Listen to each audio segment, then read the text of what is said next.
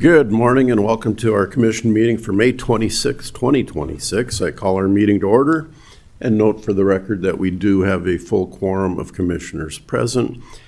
Just ask you silence your cell phone, avoid embarrassment. And if you are going to speak today on any public comment, please sign in the back. We are required to get your name for public record. And as a reminder, absentee voting is going on in the room next door. So please be mindful of the fact that there are state laws prohibiting the disruption of voters and election workers and prohibiting campaigning for or against any persons or issue in or near polling places.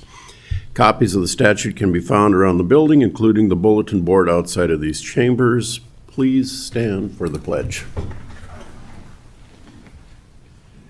I pledge allegiance to the flag of the United States of America and to the republic for which it stands, one nation under God, indivisible, with liberty and justice for all. All right.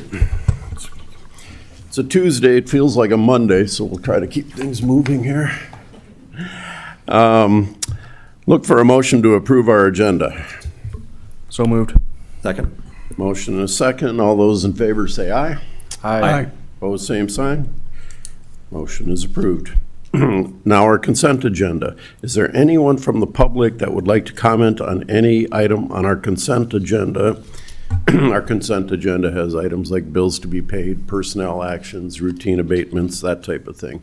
All available for public record down in the auditor's office. Okay, commission, anybody, any comments from the commission or anybody want to pull anything from the consent agenda? Make a motion to approve the consent agenda. Second. Motion and a second. Call the roll, please. Benega? Aye. Leinberg? Aye. Heisey? Aye. Kipley? Aye. Karski? Aye, motion carries. Moving on to our regular business. We have a public hearing and second reading for zoning text amendment 2607 to amend the 1990 revised zoning ordinance for Minnehaha County and to update Article 23 building permits. Mason, good morning, sir. Yes. Good morning, Commissioners. Mason Steffen from the County Planning Office. So yes, this is a second reading and for adoption of Ordinance Amendment 2607, which is an amendment to Article 23 of the zoning ordinance for the county. So Article 23 sets the regulations for building permits and zoning permits in the zoning ordinance. So when you would need a building permit, when a building permit expires, the adoption of the international building codes for the county as well. So what this is doing several clarifications for language and some format changes. So now this article will read to point when a building permit is required and when a building permit expires will be more consistent with the international building codes when they are adopted by this body for the county. So this item was heard by the Minnehaha County Planning Commission at April 27th, their April 27th meeting, and it was unanimously recommended for approval.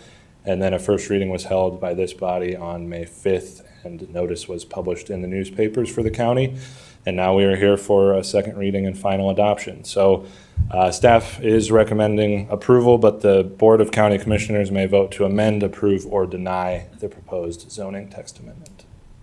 I am available for questions. Thank you, Mason. Okay, this is a public hearing, so our order of business is to take proponents in favor of this change to our zoning ordinance. Anybody here to speak in favor of the change? Anybody here as an opponent to the building ordinance text amendment change? Commissioners, any questions of Mason? Comments? Motions? Mr. Chair. Commissioner Bleinberg? Thank you. Good morning, Mason. Have you had any input from the public on this? We have not. I guess we published notices in the newspapers several times for the Planning Commission meeting, for the first reading at this meeting, and nobody from the public has seen those and contacted our office. And there were several members of the public at the Planning Commission meeting, and no one had any comments on it. So, Mr. Chair, I have a quick question. Morning, Mason. Morning. Is this update in response to any issues you've had in the past with building permits? Not necessarily issues. It was just a directive from the planning director to clean up the zoning ordinance. Some language clarifications, like I mentioned, some inconsistencies. The fact that the zoning ordinance currently says a building permit expires within 6 months, but the international building codes say they expire within 365 days. So yeah, Scott Anderson, the planning director, just gave me the directive to clean up this section of the ordinance for zoning permits specifically, but also for building permits as well. So. Very good. Any changes to fees, that type of thing? No. So Kevin Hookman, the other planner, has been presenting the fees to you guys with those fee updates that we approved a month or two ago. So this will just follow that same fee structure that you guys adopted. Okay. Thank you. I'll make a motion to approve. Second. Motion is second. Please call the roll. Blindberg, Aye. Kipley, Aye. Heisey, Aye. Benega, Aye. Karski. Aye. Motion carries. Thank you. All right. A public hearing to consider an appeal of a decision by the Minnehaha County Planning Commission to deny conditional use permit 2612 to allow a telecommunications tower on the property legally described as the southwest quarter, excluding the Schuster's addition of Section 32, Red Rock Township. Kevin Hoekman. Yes, so this item is a conditional use permit request to allow a telecommunications tower on the property just described. A telecommunications tower is a permitted special use within the ordinance, which means that if all the requirements of the permitted special use are met, it can be placed administratively. In this case, the tower did not meet the requirement subsection 12.12C3, which is the minimum separation requirements from one tower to another, which is a 3-mile separation distance, and they are closer than 3 miles to the nearest tower. The item was brought to the Planning Commission meeting in, I'll make sure I got the right date here. April 21st. Oh, excuse me. That's not it. March 23rd. There we go. The Planning Commission meeting on March 23rd, and it was unanimously denied by the Planning Commission. The applicant is appealing that decision to deny it. At the Planning Commission meeting, before the Planning Commission meeting, staff did receive a petition signed by 23 people in opposition of the tower. The tower location, main reason for that is the tower location is within approximately 3,000 feet of the Erickson Intergalactic Airport. That's a private airport nearby. At the Planning Commission meeting, several neighbors spoke in opposition of the item. And as I noted, the Planning Commission ultimately denied it. Since the appeal, this item was brought to the County Commission one time as a scheduled appeal date. The applicant requested deferral of that meeting to today in order to obtain more information and request a letter from the FAA. And since that appeal, the applicant submitted, or as part of today's presentation, the applicant submitted a position statement of the appellant, which includes many supporting exhibits that are new, including an FAA determination of no hazard, along with other items as well. All those were presented to you through the civic clerk. This item is an appeal hearing. The county commissioners may uphold the Planning Commission decision to deny the conditional use permit or allow or approve it and overturn the decision with conditions. I will note that there are conditions prepared, as staff did recommend approval initially, so you can approve it with those conditions or consider those as part of your approval if that's going to be the case. I am available for any questions. Thank you, Kevin. And again, this is a public hearing, so we have an order of business that we follow here. The first is we will hear from the proponents if anybody would like to address the commission on the appeal to the Planning Commission's decision. So do we have a proponent for the process. Good morning, sir. We ask for your, please identify yourself in relationship to the applicant. Yeah, good morning, Commissioners. My name is Blair Ransom. I'm with a company called Buell Consulting. I was retained by Vertical Bridge to find the site and shepherd it through the zoning and permitting process. So I'm here along with Jake Remington from Hush Blackwell. He's going to expand a little bit more on the ordinance itself. And then we have Lindsay Smith from a company called ASAC. They're an independent aviation safety and FAA regulation consultant. They, work on this type of stuff. They're the author of the report that was, provided as a supplement. So quickly, I just want to hone in on a specific issue. As Kevin mentioned, this is a special permitted use. So were we not to comply with the 3-mile separation, we would not be going through this process. So I'd like to narrow the focus of the conditional use permit approval on that separation. We have demonstrated that because Verizon is on the existing tower that doesn't comply, that de facto, if they identify a coverage gap, that means that we're unable to comply with that separation. So I'll pass it off to Jake.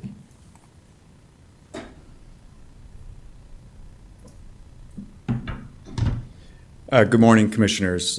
My name is Jake Remington from the law firm of Hush Blackwell. We represent Vertical Bridge, and we're here obviously on this de novo review of the Planning Commission's denial of the CUP. I just want to make sort of two straightforward points today.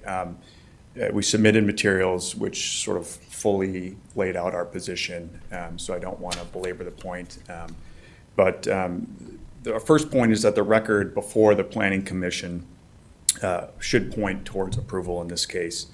And second, independently, on even a de novo review without any record before it, the application warrants approval on the merits, so that we ask that the board grant this permit. So the first issue is, we have staff recommending approval, and obviously it's a recommendation from staff, but I think their analysis is entitled to some weight. They reviewed the conditions and proposed conditions that Vertical Bridge formally accepted that they would meet if this application were granted. Each CUP criterion was satisfied on the record. Neighboring properties, staff found that there'd be minimal effect on neighboring properties.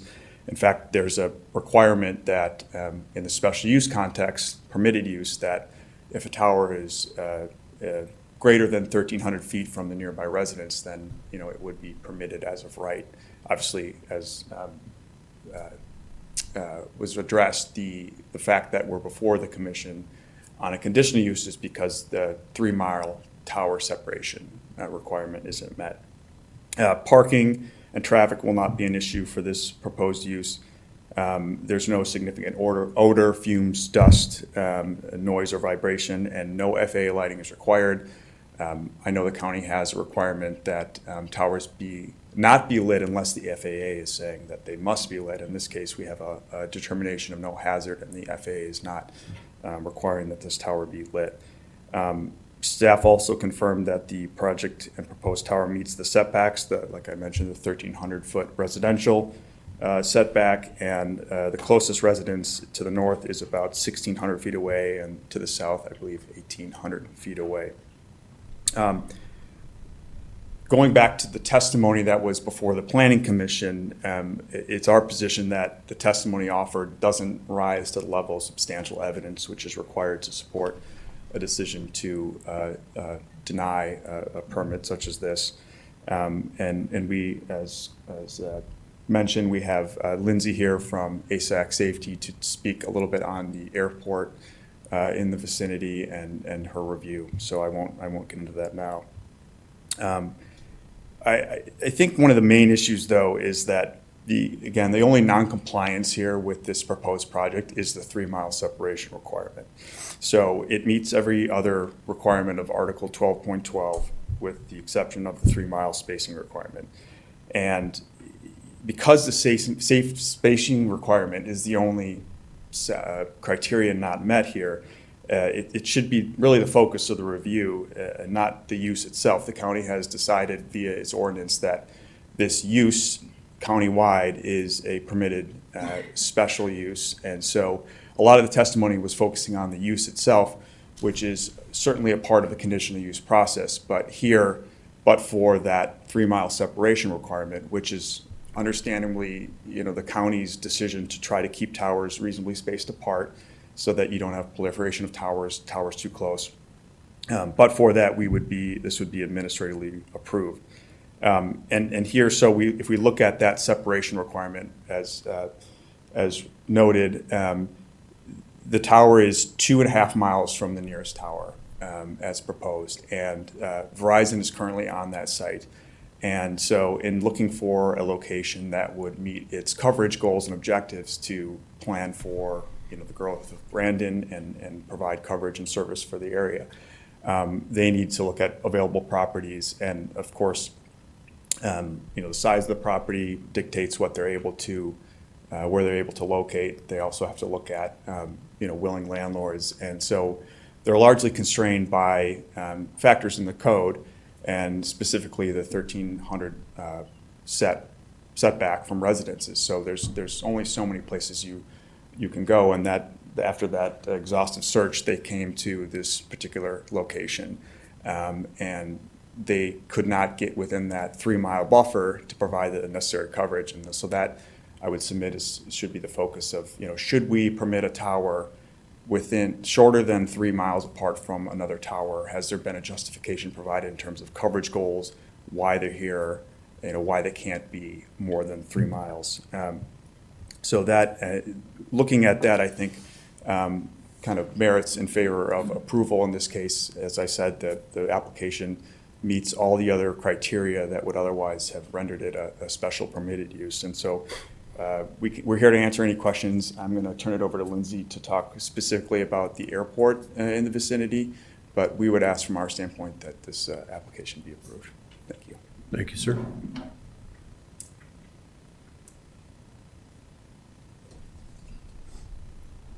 Good morning. My name is Lindsay Smith. I work with ASAC, and I was hired by Vertical Bridge as a consultant. Our firm conducted the site-specific airspace evaluation using FAA criteria to assess whether the proposed structure creates any concerns for aircraft operations or navigable airspace. The primary concern raised appears to be the proximity of the proposed tower to the nearby private use airstrip. Private use airstrips are evaluated differently than public use airports under FAA criteria, and they do not carry the same protected airspace considerations associated with public use aviation facilities. FAA regulations established protected airspace surfaces around airports, including the horizontal, conical, transitional, and approach surfaces. FAA review uses this airspace to evaluate whether a proposed structure penetrates any of those protected airspace surfaces. At this location, the FAA analysis indicated that a structure up to 500 feet in height would not impact navigable airspace. This proposed tower is 199 feet, well below that threshold. Private airstrip designs, such as the Erickson Intergalactic Airpark, are not standardized, so they do not have defined protected airspace in the same manner as public use airports do. The FAA may note the existence of a nearby private use airstrip during review. However, those facilities are not evaluated under the same protected airspace framework applicable to public use airports. The existence of a nearby private use airstrip by itself does not automatically mean a proposed structure creates an aviation concern. The relevant question is whether the surrounding airspace can safely accommodate the structure. Consistent with the FAA determination of no hazard, our evaluation found that the proposed 199-foot tower does not penetrate FAA obstruction surfaces, and the proposed structure was found not to create a hazard to air navigation. We also reviewed comparable examples throughout South Dakota involving both public use and private use aviation facilities with similarly located tall structures. You see one there. I think there's 4 more that you guys are welcome to look at. These examples demonstrate that tall structures and aircraft operations routinely coexist when airspace evaluations determine they can safely do so. Aircraft operating under visual flight rules are expected to maintain awareness of known obstacles and navigate accordingly. The FAA review process exists in part to ensure structures are reflected on published aeronautical information available to pilots.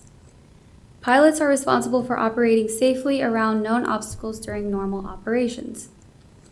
Based on our review and application of FAA criteria, we did not identify any impacts to navigable airspace or aviation safety. And we concluded that the proposed structure does not represent a hazard to air navigation. Thank you. All right. Any other proponents for this appeal? Okay, 1 second.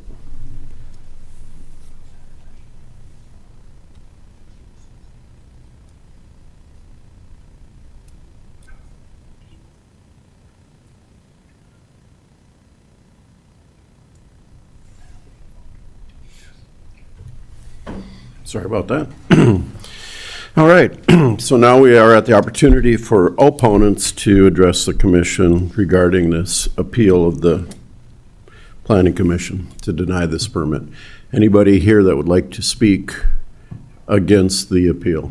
Please, we ask that you come up, address the commission, and give us your name and county residence. And I imagine there may be more than a few people. We're just going to ask, repetition be kept to a minimum.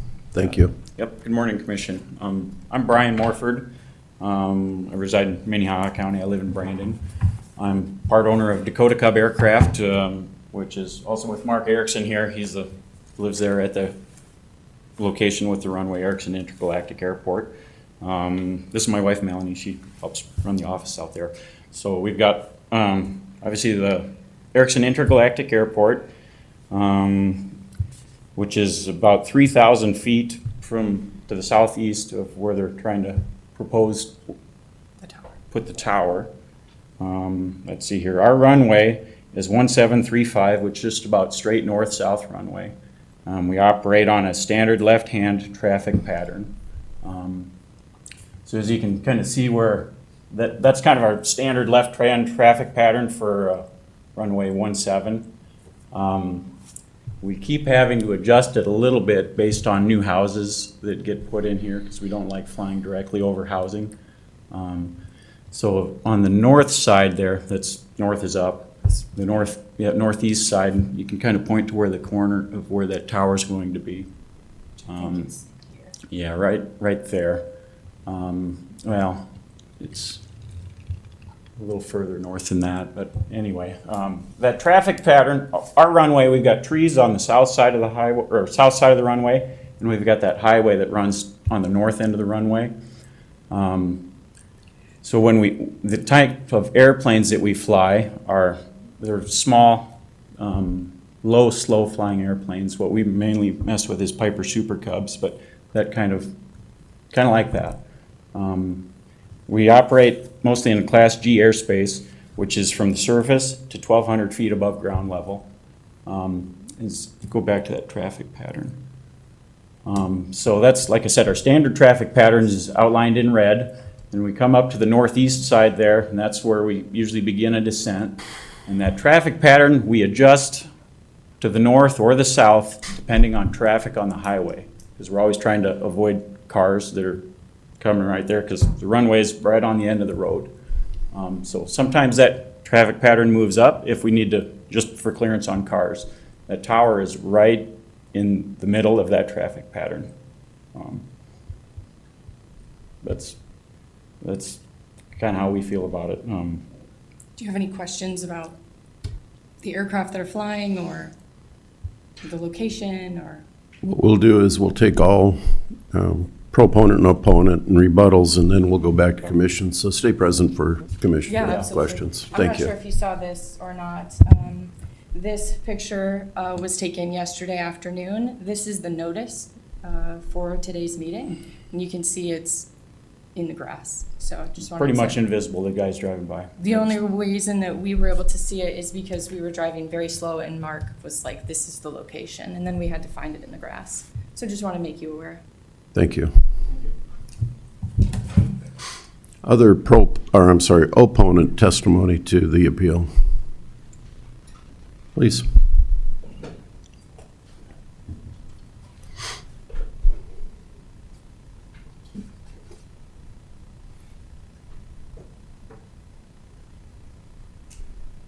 My name is Donald Johnson. I'm chairman of the Valley Springs Township Board. I'm a fire chief in Valley Springs Fire Department. My biggest concern with this thing is what side effects do these new towers have on the people that have to live under them? We have young families that are living up there with children. And I myself have 24 grandchildren and 13 great-grandchildren, and when they come to my house, and I'm about a mile away, are these things going to create side effects for those people, which I'm very well aware of happen in this country? I served 21 months in Vietnam. Agent Orange has caused me to have lung cancer. My brother died of cancer from Agent Orange. And I also spent 10 months at Camp Lejeune, North Carolina, drinking poison water, so that the government could come back 50 years later and tell me I did it. And I wonder about the side effects of this new technology and these cell towers they're putting up now for 5G. That would be my concern. And I'm also a neighbor to this tower, which I really don't want to look at. Thank you for your service, Mr. Johnson.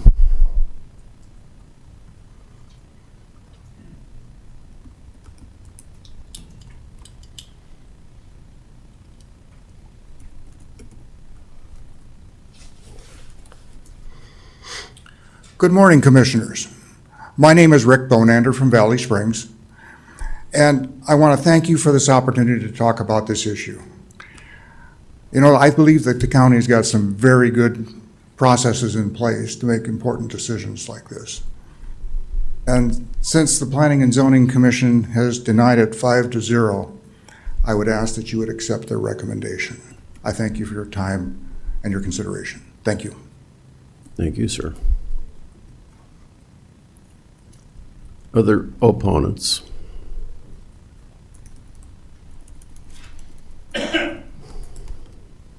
I'm Josh Corbin. We're building right to the south of where this tower is going to be. We would be the closest to the south once our house goes up, and they're digging on Thursday. I have 4 kids. I don't know what the long-term effects of the RF is, the radio frequencies that they give off. I've seen a lot of bad things on it, and nobody really knows the full extent. I don't want to raise my kids, and all of a sudden, 10 years later, they're like, oh yeah, this is just a side effect of radiation coming off of these cell phone towers. Our cell phone service up there is fine. And then over that too, we're building our house. It's the only house I'm building. I'm not moving again. I don't want that to deter if we ever do go sell, it's also lowers our property valuation for up to 2 to 10% from what I've seen. So there's just a lot of negatives around it for us too. Now, somebody can tell me that 10 years from now that these radio frequency signals they're fine, but more times than not, you find out they say things are fine and they come back and they're not. And then we're not inside people, we were outside all the time. So I don't want to have it to where I have to keep my kids in lead blankets to keep them safe. So that's all I have.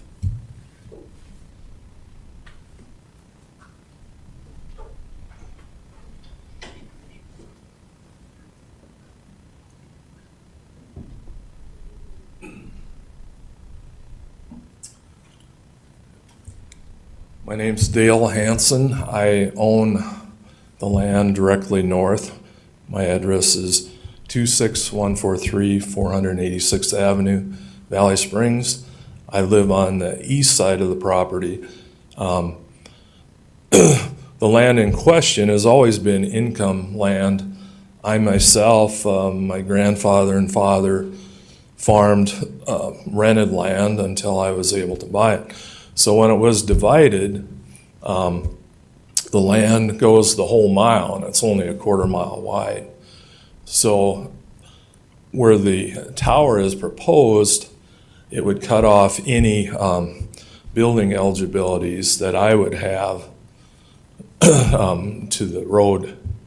And so, like I said, I have no problem with income producing land. It's been that way ever since I've been alive. But how about the effect that it will take away possible income? Nobody has come to me and said, well, you know, because you can't use these housing eligibilities, we're going to reimburse you for this. That hasn't been a point at all. And I just want to kind of sum up some other things. I think, you know, in baseball, 3 strikes, you're out. I think we have 4 strikes here with the proposed, with the airport there. Some of you probably remember when they had the 2,000-foot tower in Rowena and it got hit by an airplane. And when they rebuilt it, they didn't go that high again. Well, do we put up something with these lighter aircraft that most of them, I assume, don't have instrument ratings flying around? You know, do we wait until an accident happens and then say, well, yeah, we probably shouldn't have done that? Couple other points besides mention that the commission, the Planning and Zoning Commission, voted 5-0 in favor. We were here for that last meeting. Proponents were not here. You know, how many times do we have to come? And then the last point is, as far as from the plat book, the owner of this land also has 2 other pieces of property in Split Rock Township. He has a very lovely piece of property on section 16 in Split Rock Township. He has a home there. It's a nice view, but 200 acres. Part of it will never be built on because it's floodplain from the Sioux River. You know, and I understand why he wouldn't want to have a tower there. I would, if I was living there, I wouldn't either. And the people around this, they have their life investments in these homes, and now after they build their homes, you know, we come and put a tower up. I just don't think that's fair. And Mr. Vinn also owns 200 acres in section 22 in Split Rock Township. So when they first came to us, they said, well, there's a very limited amount of land where they can put these towers, and I would have to disagree with that. So appreciate your time. Thank you. Any other opponents?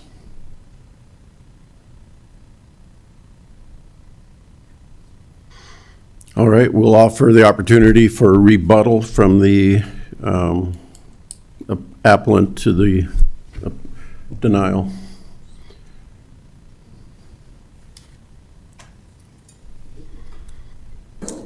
Hi, so I just wanted to, I'm going to let Jake address several of the items, but I wanted to address the last comment about there being other options. So as we mentioned, there's a 1,300-foot setback, residential setback. When you look at the surrounding area, there's obviously a lot of vacant land. When you actually dig down into the available options based on that setback, this truly becomes the only option that we were able to find. And furthermore, I'm not exactly sure where those 2 other options you mentioned are, but we are bound by the ordinance that you enact through legislation. So when we come before a conditional use, in this case to discuss the 3-mile separation, the burden is not on us to exclude every single option. In this case, the residential setback really has excluded that, but I just wanted to make that point, and I'll pass it off to Jake.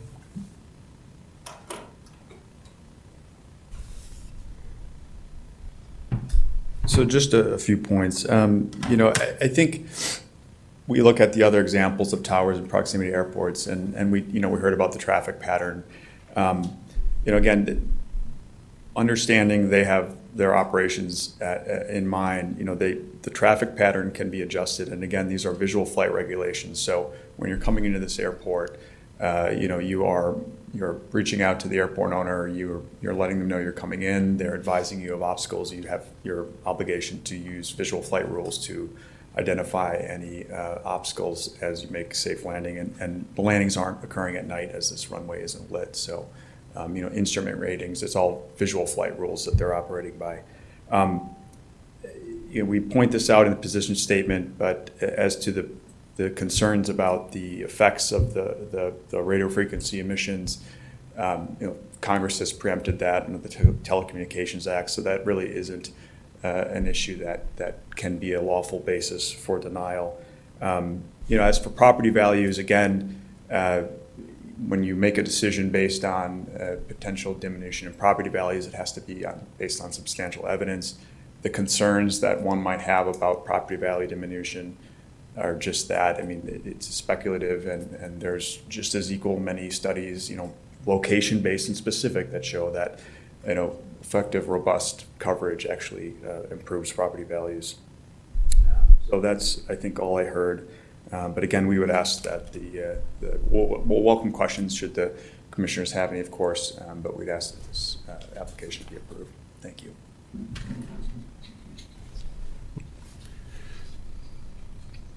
All right. Before we go on to commission questions and/or action, I think it's critical, because of the legal nature of this appeal, that the commission as a body have the ability to consult with legal. And I'm going to ask for a motion to enter into executive session to do that. I'll make that motion. Second.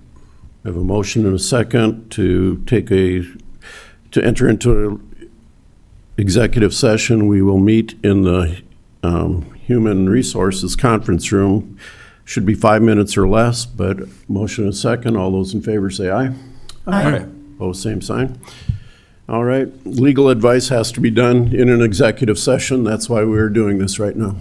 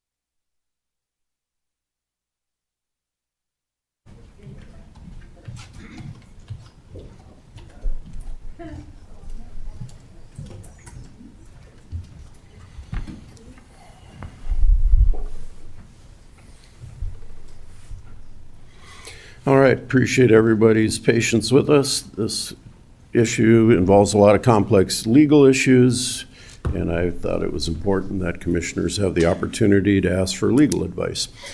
We'll move on now to commission actions, questions. If commissioners have questions of any of the opponents or proponents or comments, questions, now's the opportunity. Commissioner Heisey. Mr. Chair, a question. I don't know if the intergalactic folks are still here that spoke earlier. Just have a couple of questions. Yes. Maybe you could tell the commission what kind of people are using the airport. Is it family, friends, crop dusters? Okay. Yeah, like I said, we build parts there. Once in a while, we have customers that fly in from out of state or in state or wherever from. Coming up in July, there's a big air show over in Wisconsin. That 10,000 airplanes show up through. And once in a while, we have groups of people that stop at our airport on the way through there. Another one is me. I'm one of the main guys that flies in and out of there. But that's local people, us, customers.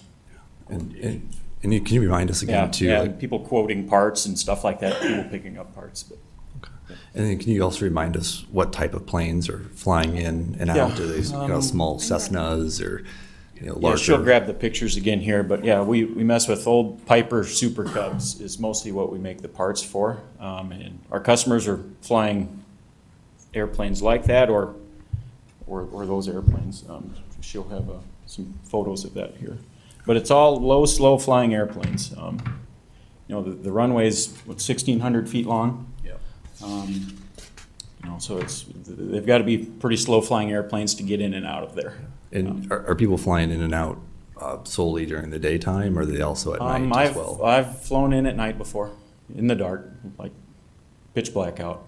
We've got landing lights on the airplanes, and you basically locate it on GPS and then the lighting around the area. Like there's the church that's pretty close by. It's got a big beacon. You can find the runway in the dark. And then we have landing lights on the airplane to illuminate the ground when we're landing.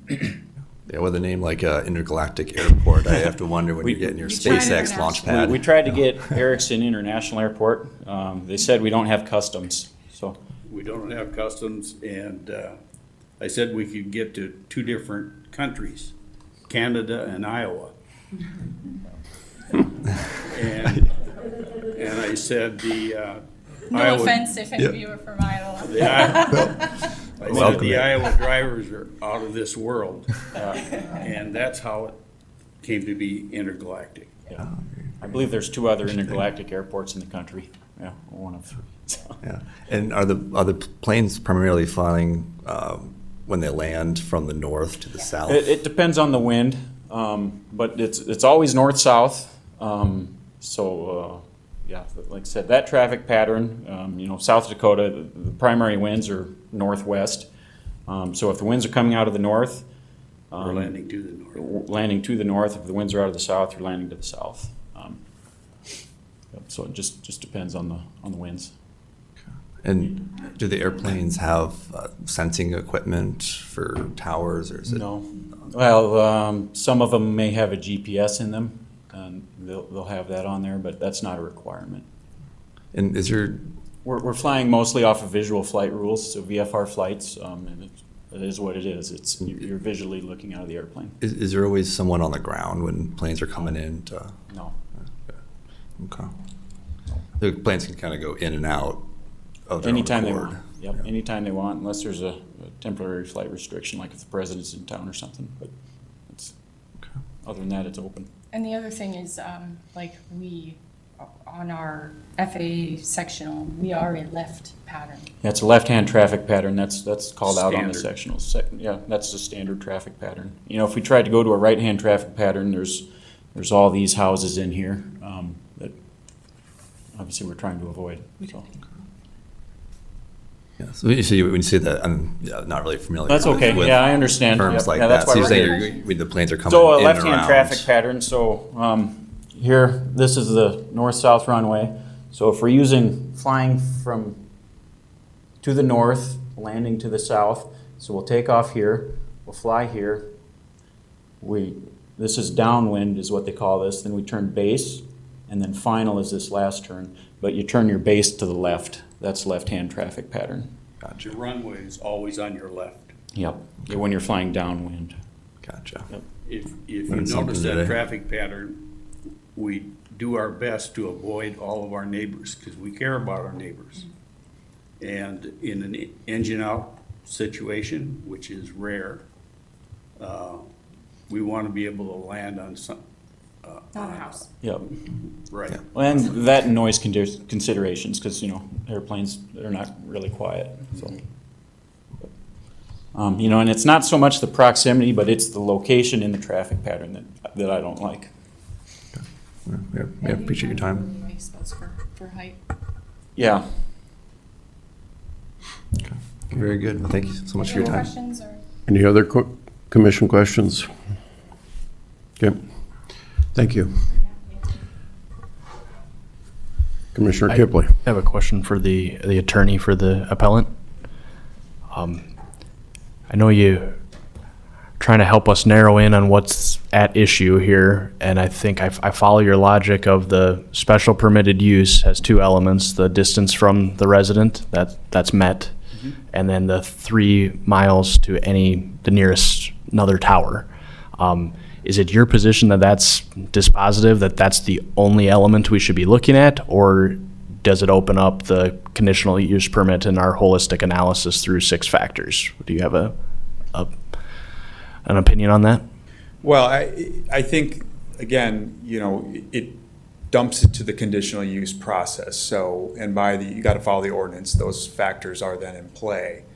But I think when you look at the actual, analysis of what differentiates this from a special permitted use that would be approved administratively, you've set out factors that need to be met for it to be administratively approved. And if you don't meet one of those factors, then it goes into this process, which is set up, that's why we're here today. And the only factor not met is the 3 mile separation. One of the ways some jurisdictions have, all towers are conditional use permits. And so every single time you're before the board, the commission, or the what have you, that you're looking at the use itself as being, dug into the effects on the neighboring properties, order development. But here you've got a separate Article 12.12 that says, if you meet these conditions, then it's permitted by right. And you have one that is not met, and it's should this tower be permitted closer than 3 miles, to another tower. And again, there's a sliding scale of how close it could be to another tower, and I think that would go into your analysis of, this is 1,000 feet from a tower, this is 1 mile, 1.5. Why are you within that 3 mile buffer? And here, when you look at the radar frequency report and where their coverage objectives are and their siting restrictions in terms of trying to meet other requirements, that's what puts you at 2.5 miles. So yeah, it'd be our position that that's sort of that should be the focus in the core discussion is, ought we permit this because it doesn't meet 3.5 miles? If that other tower were 3.1 miles away, then this would be administratively approved, notwithstanding all the surrounding uses that may have objections to it, including the airport. Yes, I follow that logic. Mr. Chair, if I can follow up, if that is one of, if not the key issue before us, and maybe it's your colleague, but can we go a little bit deeper on why do we need another tower? Just ask that threshold question. Sure, and yeah, it is absolutely. 2.5 miles away, which is close to 3, but obviously we put in 3 for a reason, and we need some justification to say, why do you need this? Is there a dead spot, or is there need more capacity for the service? But if you can just explain that. Yeah, absolutely. So Verizon, in addition to identifying, dead zones, you probably won't, you'll be able to make a call or do a text within this area, but they have a duty under their FCC license obligations to provide the best service that they can in their areas where they have licenses. So they have to deploy, their services that can provide high-speed data. And when you start to do that, that's why we see the proliferation of towers, because you really have to be closer.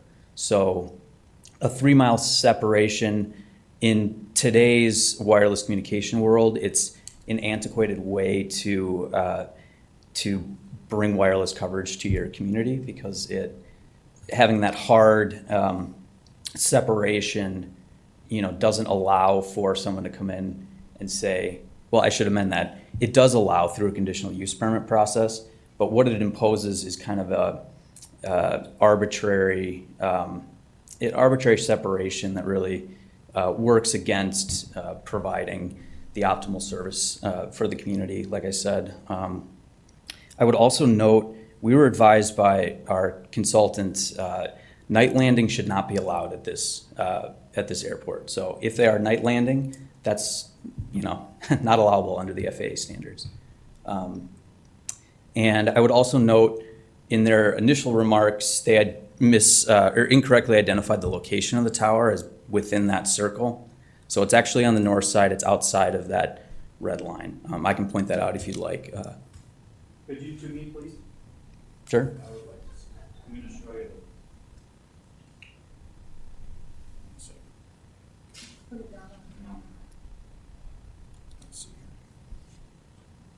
So, yeah, so it's, our approach is coming in, I can't really see it there. Does that help? Yeah, let me orient myself. So we're east-west right now, but, yeah, so our approach is coming in right where my finger is. It's an existing field approach used for farming. It extends about 100 or so feet, I believe, maybe even less into the field, and it's flush with the edge of that field. Thank you. Sure. One more follow-up on, can you just go a little bit deeper on the need for the towers? I followed you with just simple cell and texting, but just maybe more modern. I guess it's just the high-speed data, and if you want to provide service that's expected in a modern age, that's the element that you just need more capacity. It's not so much a dead spot, it's capacity to provide all that data. Yeah, and this is a question we get a lot. I go all over the Midwest, I should say. And a lot of the questions I get are, I can make a call in this area, why do we need another tower? The reason is exactly that, or it's twofold. So to provide those high-speed data services, home internet, also to plan for capacity increase. This is a growing population area, there's additional housing coming in. Verizon, looks at their network and tries to do their best to map that out so they have that same connectivity and can accommodate that increased demand.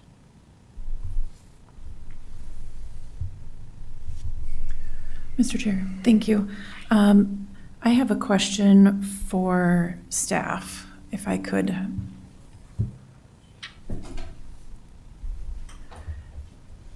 Thank you. Thinking of taking the gap or the lack of coverage into consideration, some of the statements that I just heard, I think, were that the 3 miles maybe is antiquated, that to provide the high-speed data, you would need to have towers closer, so that's not optimal for the service provider. I guess my question would be, is this criteria that we should be considering for an appeal, or is this a consideration that planning and zoning should take into account for updating our ordinance? I don't want to overstep the bounds of what we should be looking at here. Sure. So I guess I did not look into when this ordinance was adopted.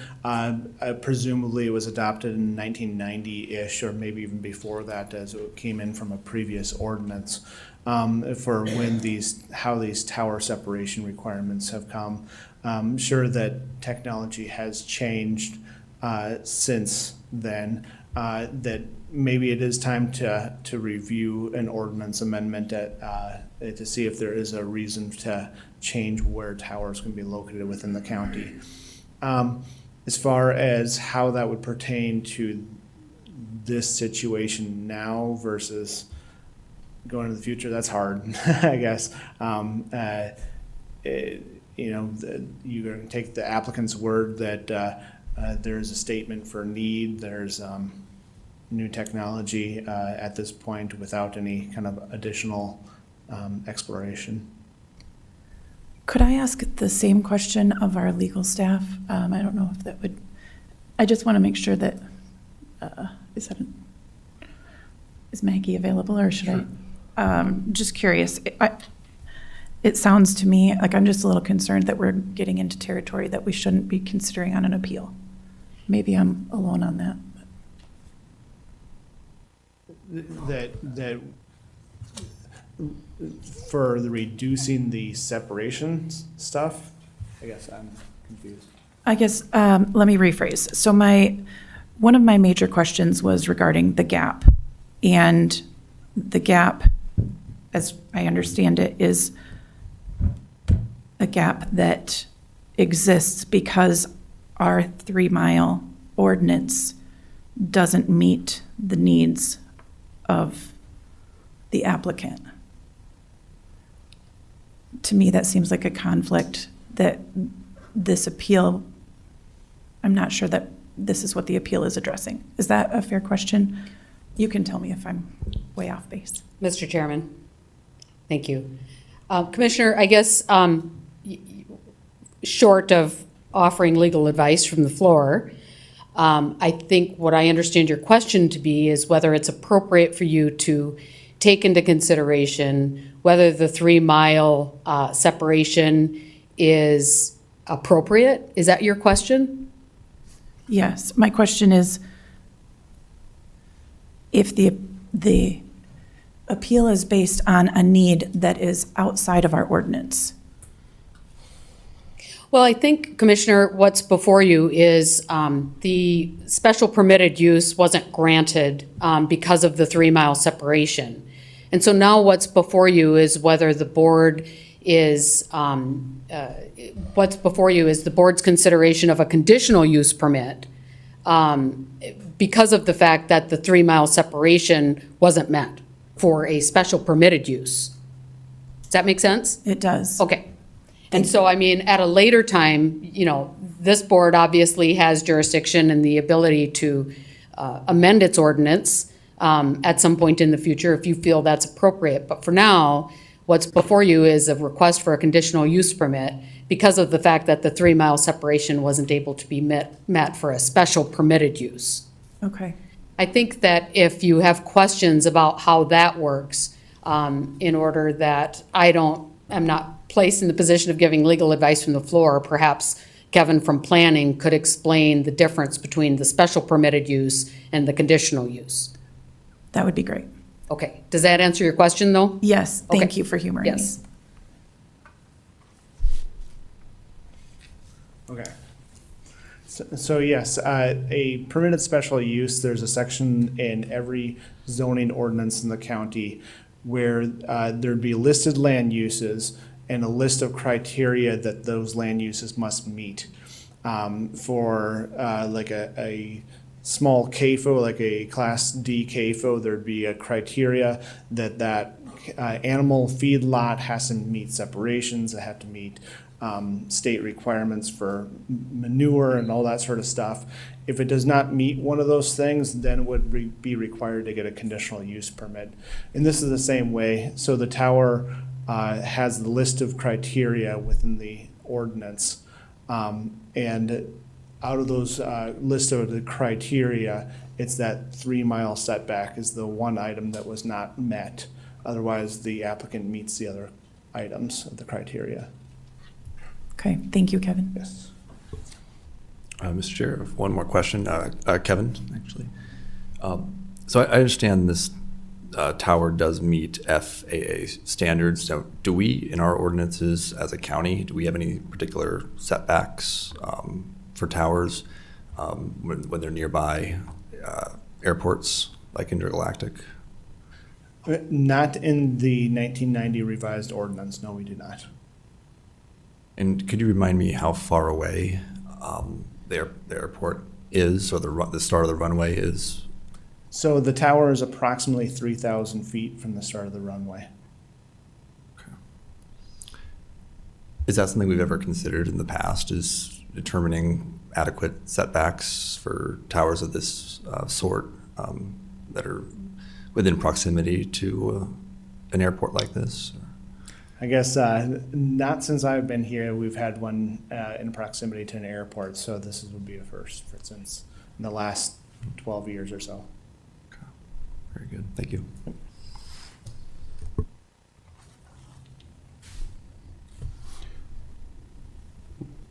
Further questions? Look for a motion.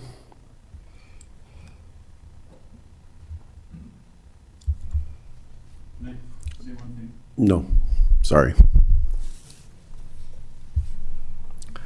Mr. Chair, I can just give my perspective, having been at the planning commission level. I think there was just a lot of information and competing views that hadn't been fully fleshed out. I think in the interim, we've gotten more clarification of what our role is and what some of the federal authority is. I think I'm much more comfortable staying in our lane as a question of land use.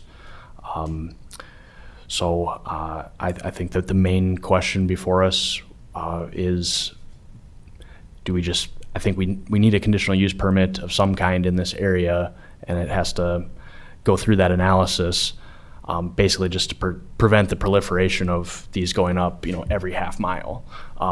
But when we have an applicant here that is putting it up in good faith, trying to meet all of the requirements of the special permitted use and coming up half a mile short on a three mile standard, I think they're meeting the spirit of what we're trying to achieve here. So with that as my basis, I would make a motion to approve, including the 6 conditions that were recommended by staff.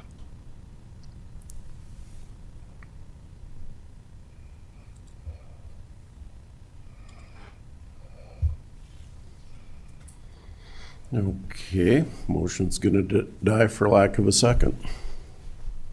Any other motions?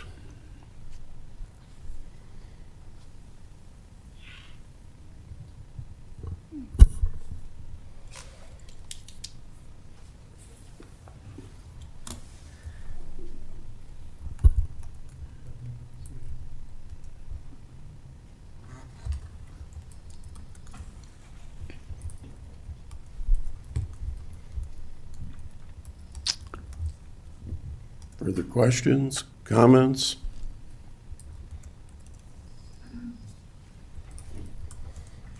I need a motion to either permit or deny.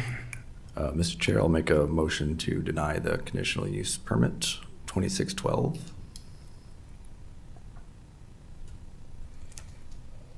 Second. A motion and a second to deny the conditional use permit, or to uphold the denial of the conditional use permit. I'm going to ask for a roll call vote. Mr. Chair, any discussion on the motion? I'm sorry, we should have discussion on the motion. Thank you, Commissioner. Yeah, I would just ask if we can articulate our basis for a denial. Commissioner Heisey, you made the motion for denial. You want to?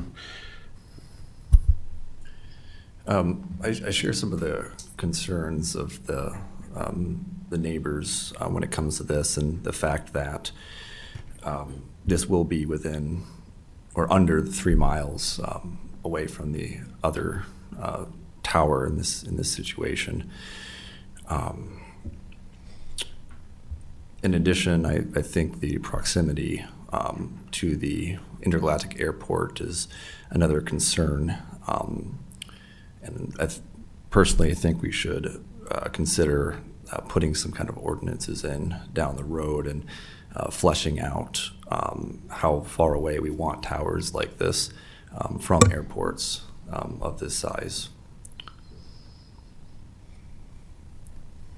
Additional comments? Commissioner Blindberg. Thank you, Mr. Chair. I would just like to say that due to the considerations that I was focused on, being the gap in service and the alternatives that were available, I have not been persuaded that those are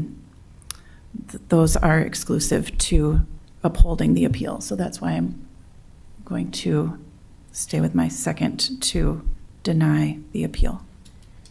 I would say further, and piggybacking on Commissioner Blackberg's comments, is I have to wonder if there's another location that would, satisfy the company and be a better location overall for the future building of this project.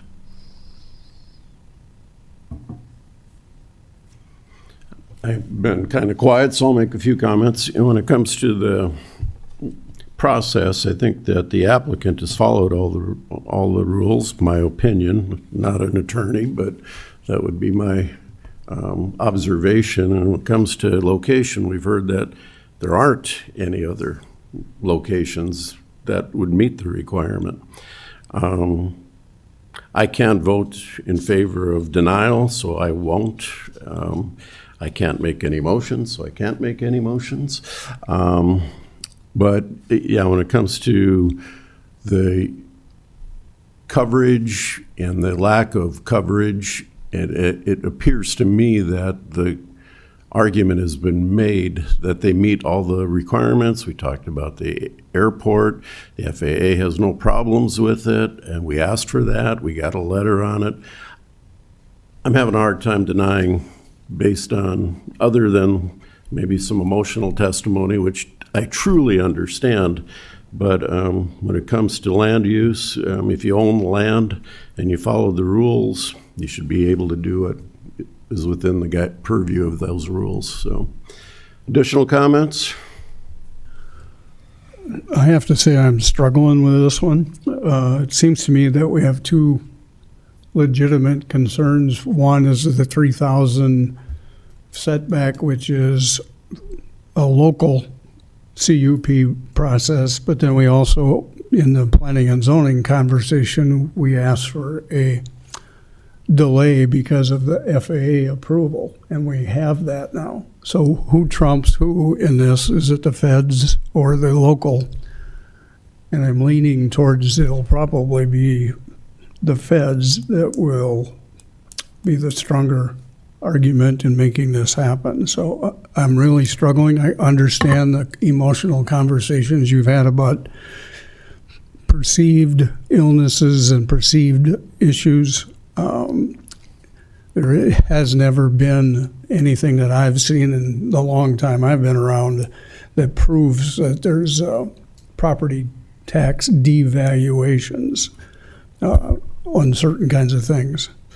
So anyway, I'm literally hung up on this. I might need another 5 seconds. Mr. Chair. Commissioner. Just to make another comment that,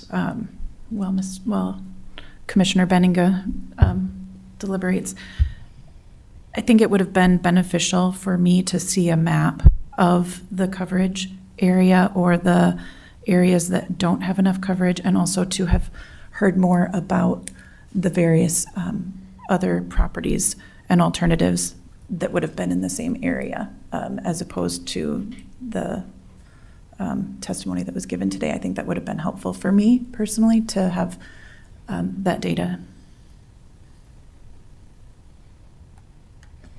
All right, we have a motion and a second to deny. Call the roll. Heisey. Aye. Blindberg. Aye. Kipley. No. Benega. No. Karski. No.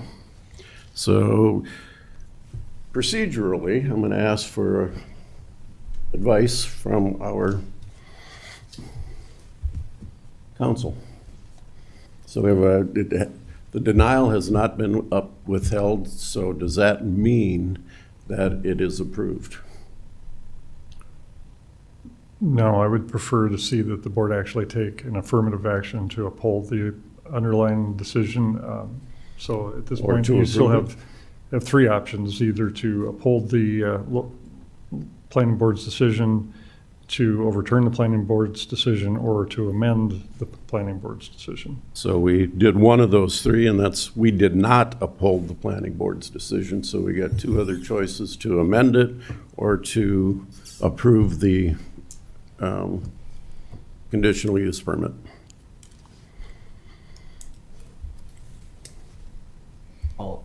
I'll take the other side of the argument again and make a motion to approve conditional use permit 2612 with the 6 conditions that staff recommended. I'll second that. So we have a motion and a second. Further discussion? Call the roll. Kipley, Aye. Benega, Aye. Heisey, Nay. Bleinberg, No. Karski. Yes. So the conditional use permit has been approved by a vote of 3-2. Thank you. Moving on, we have our presentation from the Family Visitation Center, Heidi Thomas. Good morning, thank you. My name is Heidi Thomas. I oversee the operations for Family Visitation Center, and I'm actually standing in on behalf of the Avera Philanthropy Foundation today. Many of you are familiar with, I'm seeing Solus is up here. I actually do not have a PowerPoint slide today. Many of you are familiar with the Family Visitation Center as we've been serving our community for many years.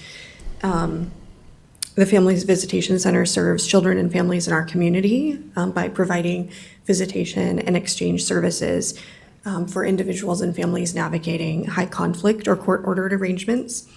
The Family Visitation Center provides a child-focused, professionally supervised environment that supports meaningful family connections while ensuring children's physical and emotional safety. We are requesting funding in the amount of $27,500 for the fiscal year of 27. That has increased slightly from years previously due to the rising costs, whether it's providing staffing and other areas of need due to inflation. Right now, we subsidize by about 50% of those visits with our families, currently exceeding for 1 hour of supervised visit at our facility is over $100. And our client fees cover about 50% of that at $50 for that hour. Without kind of that additional support, many of the families that we work with, whether they're court ordered for supervision, or navigating this independently, would not have the financial ability to cover the services that we provide.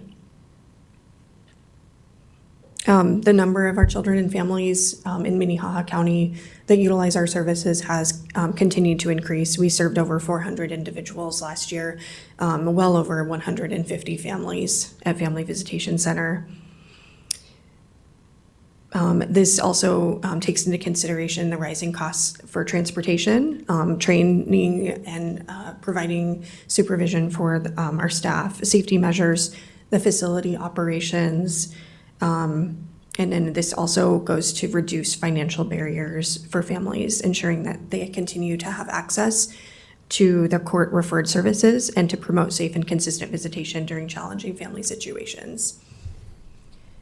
We do currently have 4 supervised visitation rooms at our 2020 South Norton location, and those are in use between the hours of 9 a.m. and 8 p.m. Monday through Friday, and then half days on Saturdays. We provide supervised visitation. And this really just continues to come back to the fact that we really believe in the mission of Family Visitation Center, that children should be able to visit their parents in a safe and supervised way when it's court-ordered or when there's like high conflict in these divorce proceedings or other situations that would otherwise keep children and families, children and their parents separated. Thank you for your consideration. Thank you. Any questions or public comment on this presentation? All right, questions from the commission? Mr. Chair, I'd have one question. It's just, can you describe kind of the last 5 years or so of your operation in the sense of just scaling up? Has been steady, or what rate of increase have you been engaging with these level of services for individuals? Sure. Well, to be fully transparent, I'm actually new to overseeing the operations of Family Visitation Center with Avera. I actually am a clinical social worker and oversee all of our clinical programming for mental health with the Sioux Falls School District. With that said, though, the foundation has briefed me and provided that budget, and it's very evident to me when I'm looking at our numbers that compared to previous years, we have seen probably about a 8 to 12% increase in the families that we serve. And I think that's just because Minnehaha County continues to grow and we continue to see high conflict parenting situations that are utilizing our services.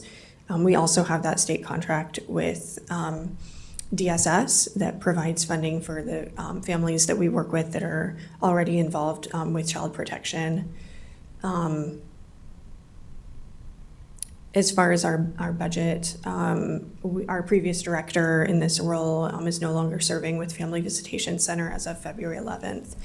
And we are continuing to work alongside the Avera Foundation to kind of better understand what our how the past year's budget reflect our growing need in the coming years. But we have landed on I know in previous years we've had around, it looks like 23 to 25,000 every year from the county that we've received for many years now. And so we appreciate the consideration for that, a slight increase due to just the rising costs of our staffing needs and transportation particularly.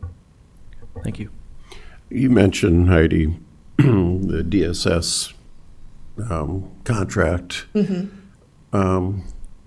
Do they provide funding with that? I mean, if it's mandated through whatever process DSS works with, do they provide full funding for those appointment times? They do, yes. So for children that we serve that are in DSS custody, we receive reimbursement through our state contract. So this is specifically, what I'm talking about today is for our private pay families. Our private pay families are the ones that are, going through divorce or other usually legal proceedings in Minnehaha County, where they do have a court order that states they must have, or one parent must have that supervised visit. Family Visitation Center in Sioux Falls is our only visitation center in this area. And so we provide exclusively all of those services for the court here when they're court appointed. So this is specifically for our private pay families, which is about probably 35% of our population. Okay, thank you. Appreciate your time being here. Oh, Commissioner Bleinberg. Just one quick comment. I just want to say thank you for being here and also pass on a big thank you to your staff. I know they work hard to provide a very valuable service. I would like to give them a little bit of a shout out for the work that they do. When we speak about transportation, the staff, I know, start to build relationships with these young people that they're serving, sometimes as young as infants. So just a big thank you. Thank you, Jen. I appreciate that. And yes, it is true. We have 14 staff. And we have a new supervisor, Carl. Unfortunately, he was unable to come today because we actually had a staff call out sick. So he hopefully will be able to present next year. But yes, my staff are wonderful. And they do build relationships with these families and children. And additionally, we build relationships with the adults that are coming in to visit. And so we're really privileged and honored that we can support our community in this way. Thank you. Thank you. Thank you. Moving on to the Compass Center Solace presentation. Good morning, Patty. Thank you for your patience. Yes. Good morning, Commissioners. My name is Patty Brooks. I am the Executive Director of Solace. Some of you will know it formally as either the Compass Center. Also underneath this new umbrella is Family Services, Inc., and Move to Heal. So I'm going to briefly go over what Solace is, as a brand-new organization. But then I'll also really hone in on the funding request that is specifically for the services under the Compass Center. Some of you may have recognized me. I was the executive director of the Compass Center back in 2010 through 2015, and so things do come full circle. I just started with Solace. It was a new organization that consolidated just this last fall in September of 2025. I am very new, and I plan to use that term for a very long time, that I am new. I started last month. I've got a few weeks under my belt, so I'm learning a lot as the executive director and working through the continuation of this consolidation process. So people will say, where is the Compass Center? Where did it go? Our name may have changed, but our services and our commitment to the client and centered care has not, and I will focus on that here as we move through a few just brief slides that I have. So Solace is the first integrated healing agency in South Dakota. Our IRS legal name is Counseling and Crisis Center of South Dakota, doing business as Solace. And so Family Services, Inc. has been around in the Sioux Falls area since the 1950s. The Compass Center's had a few name changes in its history, but it's been around since the early 1970s, and then moved to Heal, started here in the late 2016-17 era. So what has happened with our services? Again, services have stayed the same. We continue to provide those services from formerly known as the Compass Center, advocacy and counseling for victims of domestic violence, sexual assault, child abuse, stalking, and human trafficking. And the services continue to be at that same stable level as far as number of services that we provide. And so right there on that slide, you'll see the number of cases that we have annually, and we do also break it down to number of individuals, number of services, and number of units of service, which was also listed in the funding application. For example, if we are called out by either hospital for a victim of a sexual assault, we are a 24/7 responding agency. We go out, that's one case with one client. When we're there, we might be there for 4 hours. So that's 4 units of service that we're providing to that client. The client might come into the office and receive advocacy services from one of our trained advocates. That's also another service. Then if they continue on and they receive any counseling from our crisis counselors, that's another service. So I just want to differentiate what we're looking at as far as cases or individual unduplicated service or unduplicated individuals in that category. Family Services, Inc. really is our clinical therapy sessions. That is for all events, not just the trauma that I spoke about, which is formerly under the Compass Center. So those are outpatient licensed counselors, therapists who work with individuals who are going through divorce or loss of a loved one. It could be PTSD, it could be trauma, but not just solely focusing on the services that were held by the Compass Center. And then Move to Heal, which is our healing arts participants. They really work at mind and body healing together through music and through dance and through yoga. It's really scientifically and research-based that does heal, continue the healing process for individuals who've experienced violence. So Solace is where crisis response, therapy, and the healing arts, and then prevention education come together in one place. So we really look at 4 service areas and one integrated approach to that care for our individuals. And this is really the focus of what we're talking about today, is that crisis care. I talked about the sexual assault advocacy piece of it. We work really closely with hospitals who are trained with sexual assault nurse examiners, who are trained to do that exam, collect the evidence. We work really closely with law enforcement if the individual chooses to prosecute the case in front of them. We work very closely with Protection Order Court, and we're there every Tuesday and partnering with individuals there. We also do safety planning. If individual chooses to leave the situation they're in, we want to make a plan that's safe in order for them to leave. So all of these services are free of cost and always have been under the Compass Center. We feel that individuals who've been through this type of trauma, we don't need to traumatize them again. We want to make sure they have the services available to them at the time that they need their services. So we have 4 full-time advocates and 3 licensed counselors who focus or trauma-centered and trauma-focused and work with our victims in the Compass Center services that we provide. I mentioned the therapy center. That's the more outpatient long-term services, which is also under the umbrella of Solace. And then I also mentioned the healing arts, Move to Heal, which is also a part of Solace. Last but not least, I'll just touch on our community outreach and education. just as importantly, I think, is being there for victims at the time that something has happened in their lives. It's also very important for Solace to get out in the community and do as much education as we can about preventing these types of incidents from happening. So we work very closely with community partners all across the greater Sioux Falls area, Minnehaha County, and we list a few of those there: bars, restaurants. We do trainings, we work with businesses, we do all of those types of things to make sure that we're extending that education out into our community as well. And so why this matters, I touched on that. Kind of the history of the Compass Center, what we do, who we are. We are the subject matter experts in the community on providing these services. More specifically than domestic violence or stalking or human trafficking, we are definitely the experts in the community when it comes to sexual assault advocacy. Back when I was executive director, we started the SANE nursing program with both Sanford and Avera. We also started our sexual assault response team, working with local law enforcement and our state's attorney's office, victim witness assistance, et cetera. So those trends need to continue, and we would appreciate the support of Minnehaha County, as it always has, to step up and support the Compass Center, now Solace, in order to keep those services free for our victims. And I'll be open to any questions. Thank you, Patty, and congratulations on the new position, and welcome back, I guess. Public comment on this agenda item. Commissioners, questions, comments? All right, getting off easy. Thank you. You bet. Moving on, we have a children's home shelter for family safety presentation. Kate, morning. It's a mouthful, isn't it? Yeah.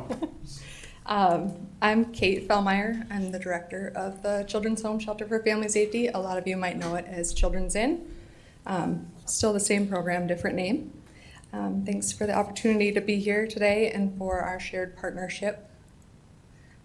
We've had a partnership that's gone on for many years, and really we're grounded in that caring for people in our community who are in crisis.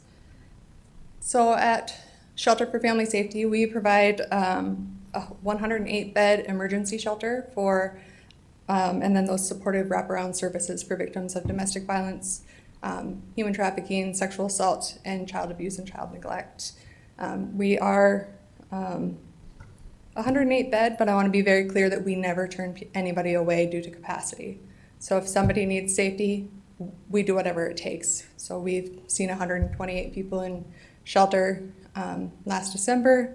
We just make it work. We turn common spaces into temporary bedrooms and fit people where they are, because there's really no saying just come back tomorrow when somebody's fleeing domestic violence. So talking about our data tells a really big story about what we're doing. So in just 2025, we had over 20,000 crisis contacts, which is over 20,000 times that people reached out to us for help. And that's in 1 year, a 23% increase. So our service demand is increasing quite significantly. And then in Minnehaha County, residents only, that's for all of our services, it's statistically been 74% for many years. So 74% of the people we serve are the people in your county. Our shelter last year, we served over 1,300 intakes, so people coming in. First shelter with over 27,000 shelter days provided last year.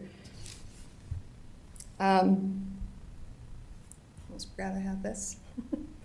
And people aren't coming just more often, which we're seeing that, but people are staying longer. So we've seen in 10 years, we've had a 1 week increase for the average length of stay. So people are having to stay longer, and that's really because housing, safe, affordable housing is harder to find, and cost of living and just cost of everything is increasing, and then needs are just more complex. Despite that growth, our reality is that our funding is not sustainable. Over 70% of our budget comes from charitable support every year. We have a $2.6 million budget, so we're raising over 70% of that every year through charitable campaigning. And then our federal funding sources, like the Violence Against Women Act, those funding sources are rapidly declining. and we can't count on them. So county support, unfortunately, has not kept pace with that population growth, the service demand, or the cost increase. So really, I want to ask kind of a straightforward question. What would our community do without the Shelter for Family Safety? Because what happens at 2 in the morning when law enforcement has a family that needs a safe place to go and they're fleeing domestic violence? They bring them to us. There is not another place that they can go at 2 in the morning. If a parent's fleeing violence with their children, what would they do if there's not a door open for them?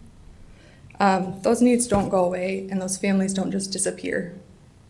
They go into our law enforcement time, our emergency services, our homelessness systems, and ultimately, that's a higher cost to the county too. So at Shelter for Family Safety, we're very proud to be the largest domestic violence shelter in our state, and we're actually one of the top 15 largest in our country, which I think is pretty incredible. But what really matters most is that we are part of the Minnehaha County safety infrastructure, whether that's recognized formally or not, we really are. So we're providing that immediate stabilization, and that has a direct impact on our system here in Minnehaha County by reducing those repeat calls for service, shortening law enforcement's response cycles, preventing situations from becoming a larger safety issue in our community than just the family that's impacted. And then we help families move forward to be stable and independent and free. So we do that all 24 hours a day, 7 days a week, 365 days a year. We're never closed. We're always available. So we're asking today for your support, not just as a funder, but as our partner in sustaining a system that's already under a lot of strain. Because the reality is simple. Our needs are growing, the costs are rising, and without increased support, our system won't be able to keep up. So I'll close with this. This isn't really a future problem, as you all are aware. This is happening in our community, in our county right now. So every day when someone in Minnehaha County is in immediate danger, there's a door open, and law enforcement brings people to us. Child Protective Services brings children to us. A victim can just walk in our doors and know that they'll be safe. But that only works if the system behind that door is sustainable. So my question really isn't what do we fund, because we have all these great programs. It's, do we want the door to be open when somebody needs services? Thank you. All right, any public comment on this agenda item? Commissioners, questions, comments? Commissioner? Mr. Chair, thanks for being here today. Can you tell me more about your average length of stay going up in the past few years, and what's a driver of that, and maybe what's a success story in that length of stay? What is the end of that journey that gets a person to that next stage in their journey? Yeah, so I started in 2018 with the agency. Our average length of stay in 2018 was only 14 days. And now it's 21 days because it is a lot harder to find safe, affordable housing. I'm sure you've heard that in other presentations related to housing. It's harder to find affordable housing in a safe neighborhood. So we're not putting people back in unsafe neighborhoods where they can get out and be sustainable. So it takes longer to find those pieces. And while we have somebody with us, we're doing all of the wraparound shelter care. So we're helping people get just their basic needs the first few days so that sometimes people just need to sleep because they haven't slept for weeks on end very well. And then we're setting them up with our counseling services. And then whatever barriers they have, we're meeting those needs. So they need their important documents like birth certificates, IDs, Social Security cards, going to the doctor, going to the housing authority to find housing, going to DSS for benefits, whatever that is, helping them find jobs, childcare. All of that can be very overwhelming if you're not in crisis. So adding that layer of crisis in there, we have staff that are walking alongside them to do that. And then the ultimate goal is to help them reach whatever their goal is, and most of the time, that is getting a job in housing and childcare, because they can't go back to where they were before. So, yeah, we do have a lot of success stories. It's just taking a little bit longer than it used to. And you have 108 beds. What's your average daily census, or what kind of capacity are you operating at on an average day? Right now, it's 74. And what was your capacity before you moved to your new location? It was 38. So that was a much needed expansion. Yes. Okay, thank you. What year was that you moved in? 22, November 22. Okay, thank you. Commissioner Bleinberg. Thank you. I was just curious if you could tell us a little bit about the intake numbers. Do you have any idea how many are unique individuals, or I know the nature of crisis could mean that you have repeat guests? Yes, let me see if I have that. I might have it on my little information card.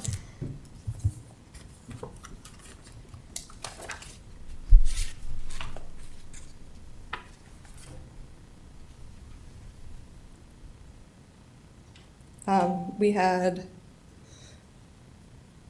yes, those are unduplicated numbers, 1,334 intakes. Okay, thank you. Okay, back in 2016, 2017, you were getting half, or your organization was receiving half of the money from the marriage licenses, and then we split the pie 3 ways, so you started getting a little less. That, and I think, I'm guessing the number of marriage license numbers has been pretty flat or steady. Do any other counties provide funding, or any other government entities provide funding from similar sources?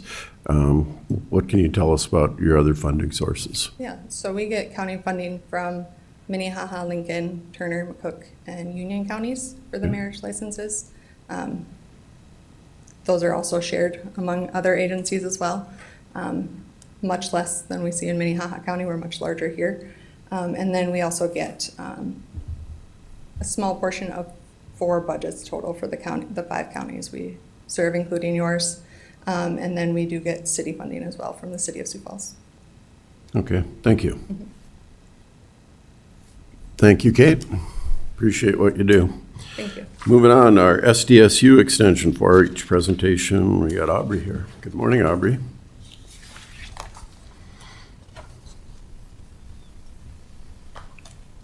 Good morning. I'm Aubrey Anderson, one of the 4-H youth educators. Thank you so much for having me, allowing me to come and speak to you today. We have had a busy winter and spring in the 4-H world.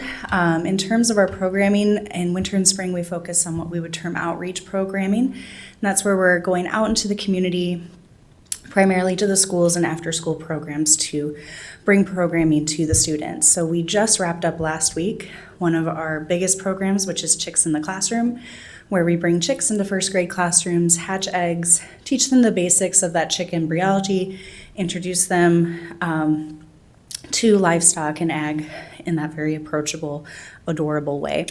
It very much sticks with those students long term. We go back to those schools year after year, and they see us in the hallway and they get excited all over again about those chicks and what they learned. So this year we were able to reach 17 different classrooms. That included 6 elementary schools and Sioux Falls School District, as well as West Central. Over the winter and spring, my focus has been on our after-school programs, where I have been bringing an open-ended engineering design challenge to those sites. So I've worked with 6 sites with their K through 5 students, where I bring a challenge. They have to build something such as a working swing set, and they're given a variety of materials. And they're able to explore and tinker, trial and error, and really discover what those science, engineering, different principles are, but they also have an opportunity to practice resiliency and grit. We see that as a huge need for our kids today, to be able to keep going and keep trying things when they experience failure. So this has been a fantastic program where the youth are really able to engage in a safe and positive way with that. In addition, we helped pilot the Adopt a Cow Dairy program, which was developed by some of our colleagues in South Dakota 4-H, where youth are able to follow a cow-calf pair, get introduced to the dairy industry in South Dakota, and see how that can impact their lives and what all the different things that are involved with dairy, including making butter and tasting things, because those hands-on experiences last. And then over the school year, Nathan has been working with the Ben Rifle. They have an enrichment class on a weekly basis with that middle school. And so he's brought a robotics club to that, working with one of those teachers where they've been teaching block coding and problem solving using small robots. So that has kept us busy, but with all of that, we've been looking forward to this summer. We have a busy summer coming up. In terms of outreach, we are starting a new partnership with YMCA Camp Leaf Erickson. We are partnering with them to bring programming throughout the summer, all of their sessions. We're going to be doing some outdoor cooking programs with all of their youth. And then we continue working with Boys and Girls Club to provide programming during their summer care, and we'll reach all of their sites as well. With traditional 4-H, we have a lot of our kind of trademark contests and things that are happening. One of our newer programs is the Family Consumer Science Summer Series, and this coincides with the Beyond Ready push from the National 4-H, where we are really working to bridge the gap from our 4-H contest to helping youth take that content to become ready for work and ready for life. So this series I developed in coordination with the Lincoln County educator really helps youth who are involved with our family consumer science areas of food, interior design and housing, and sewing and clothing, help them to take those skills. We bring them to local businesses where they're able to tour, do hands-on activities, and hear from those local people why they're passionate about what they do, different career paths, and really expose them to the amazing things in our community. Get them excited about our area and expose them to everything great happening. We continue to help support State 4-H Camp. That will be in the Black Hills this year, so I'll be helping transport a bus of youth from the east side of the state out to the Black Hills. Our county horse show, as always, will be at the fairgrounds again, and that will be in mid-June. Our Youth in Action contest of public presentation, special foods, and fashion review will happen in July. And we look forward to having youth participate in those. And then we cap off our summer and jump into the fall with the Sioux Empire Fair. We have all of our livestock shows, horse shows, dog shows, static exhibits, and more youth in action presentations. And then one thing that's not on my presentation today, we found out on Friday, Nathan and I have both applied to present at the National 4-H Extension Association Conference this fall in Kansas City, and we were both accepted as presenters. So Nathan will be presenting a Languages of Appreciation curriculum that he helped develop with some of our colleagues, and I will be presenting on the Family Consumer Science Summer Series. So we're excited to represent our county at the national level. With our budget requests this year, continue to request 50% salary support for one of the 2 youth educator positions. We've increased our business travel budget line. That includes our mileage in and around the county, and also traveling and overnight accommodations for state events, such as including the state fair. Over the last couple of years, as we've tracked our budget, we've realized those costs have gone up, so we've adjusted those numbers accordingly.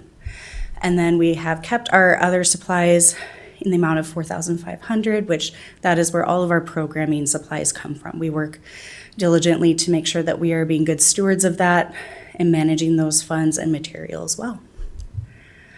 Thank you so much. Do you have any questions? All right. Thank you, Aubrey. Anybody for public comment on this agenda item? Commissioners, questions, comments for Aubrey? Mr. Chair, one question would be, I appreciate your partnership with Boys and Girls Club and their summer program. I'm guessing you're familiar with the broader Community Learning Center model and the other kids programmings at elementary schools and the Sioux Falls Public Schools with other sister agencies to Boys and Girls Club. Has that been something you've explored, or has mainly just been the Boys and Girls Club locations? During the summer, we have historically focused on Boys and Girls Club locations. During the school year, however, I work with many more of those CLC sites throughout that. it's something we are open to. It's a matter of coordinating schedules and making sure that it works for them and for us. So definitely something we're consistently looking at. Mr. Chair, just like, Commissioner Bleinberg. thank you. Just like to say thank you for being here, and also congratulations on both of you being selected to present. That's quite an honor. So thank you very much. Thank you for what you do, Aubrey. Thank you. All right. We have a briefing on the June 2nd primary election. Auditor Anderson.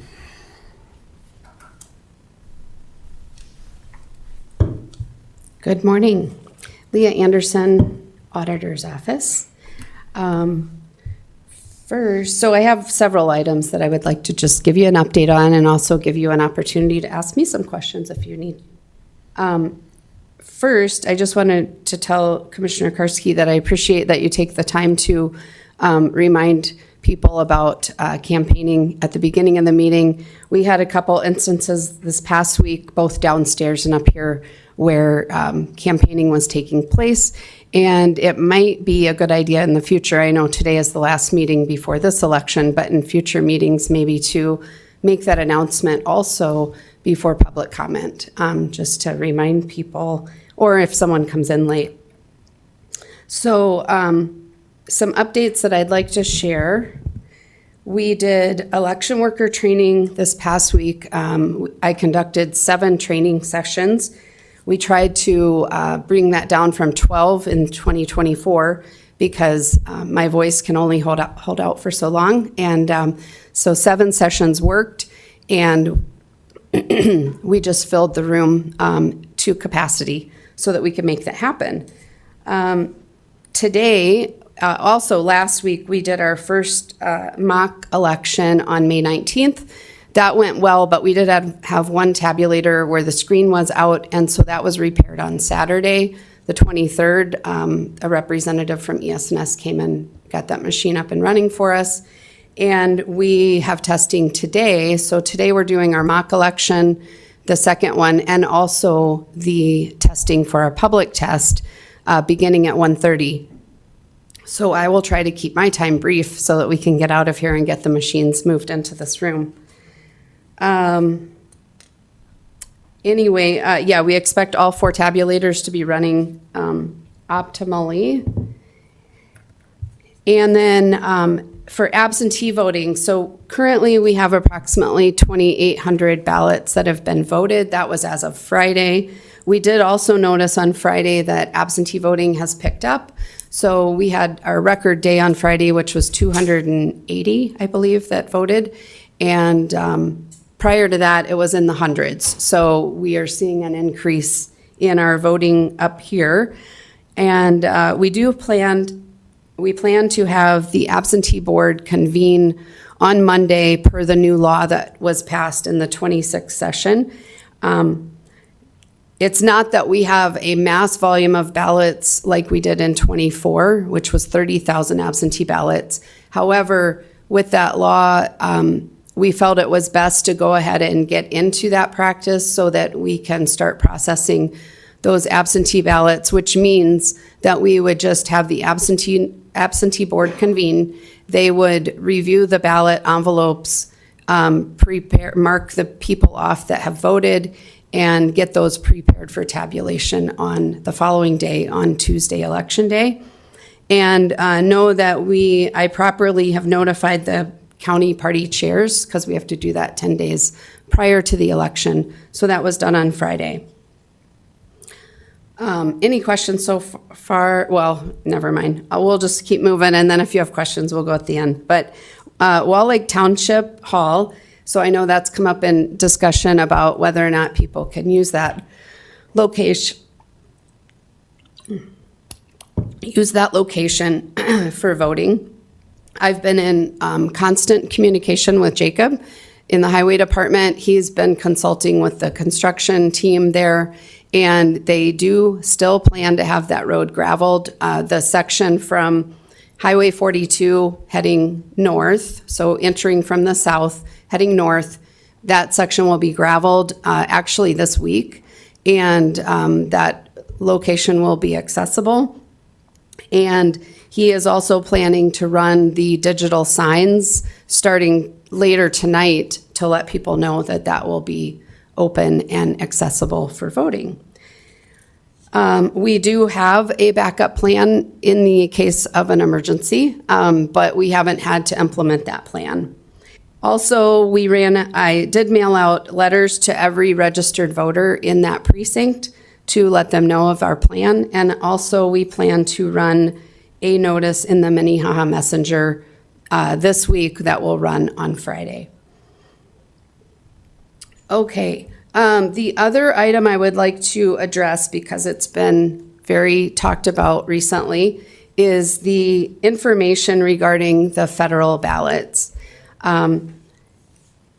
There were 2 laws that changed recently. So South Dakota Codified Law 1214 clearly defines a resident and provides for a resident to travel and remain a resident of the state while traveling. So this law was updated July 1st, 2025, and also updated again on January 1st of 26 by the legislature. In addition to that, on January 1st, 2026, another law, 1241.3, was updated. That bill changed, the law in that bill changed due to HB 1208, and it was passed overwhelmingly by the legislature. So what that, I'm going to read the first portion of that law.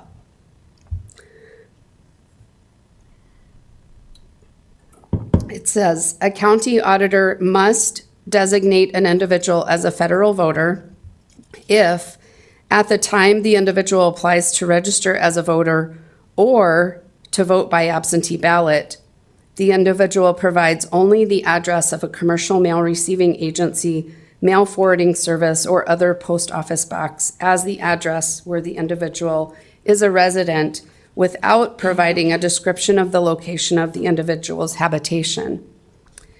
So both on the absentee form, which I had included a copy of, I hope it got into the,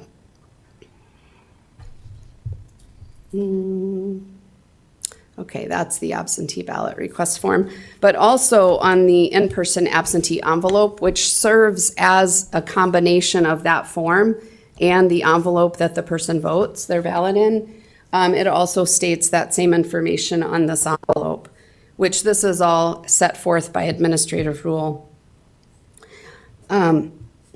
So failure to give that explanation or to tell us where they live would require us to mark them as a federal ballot voter.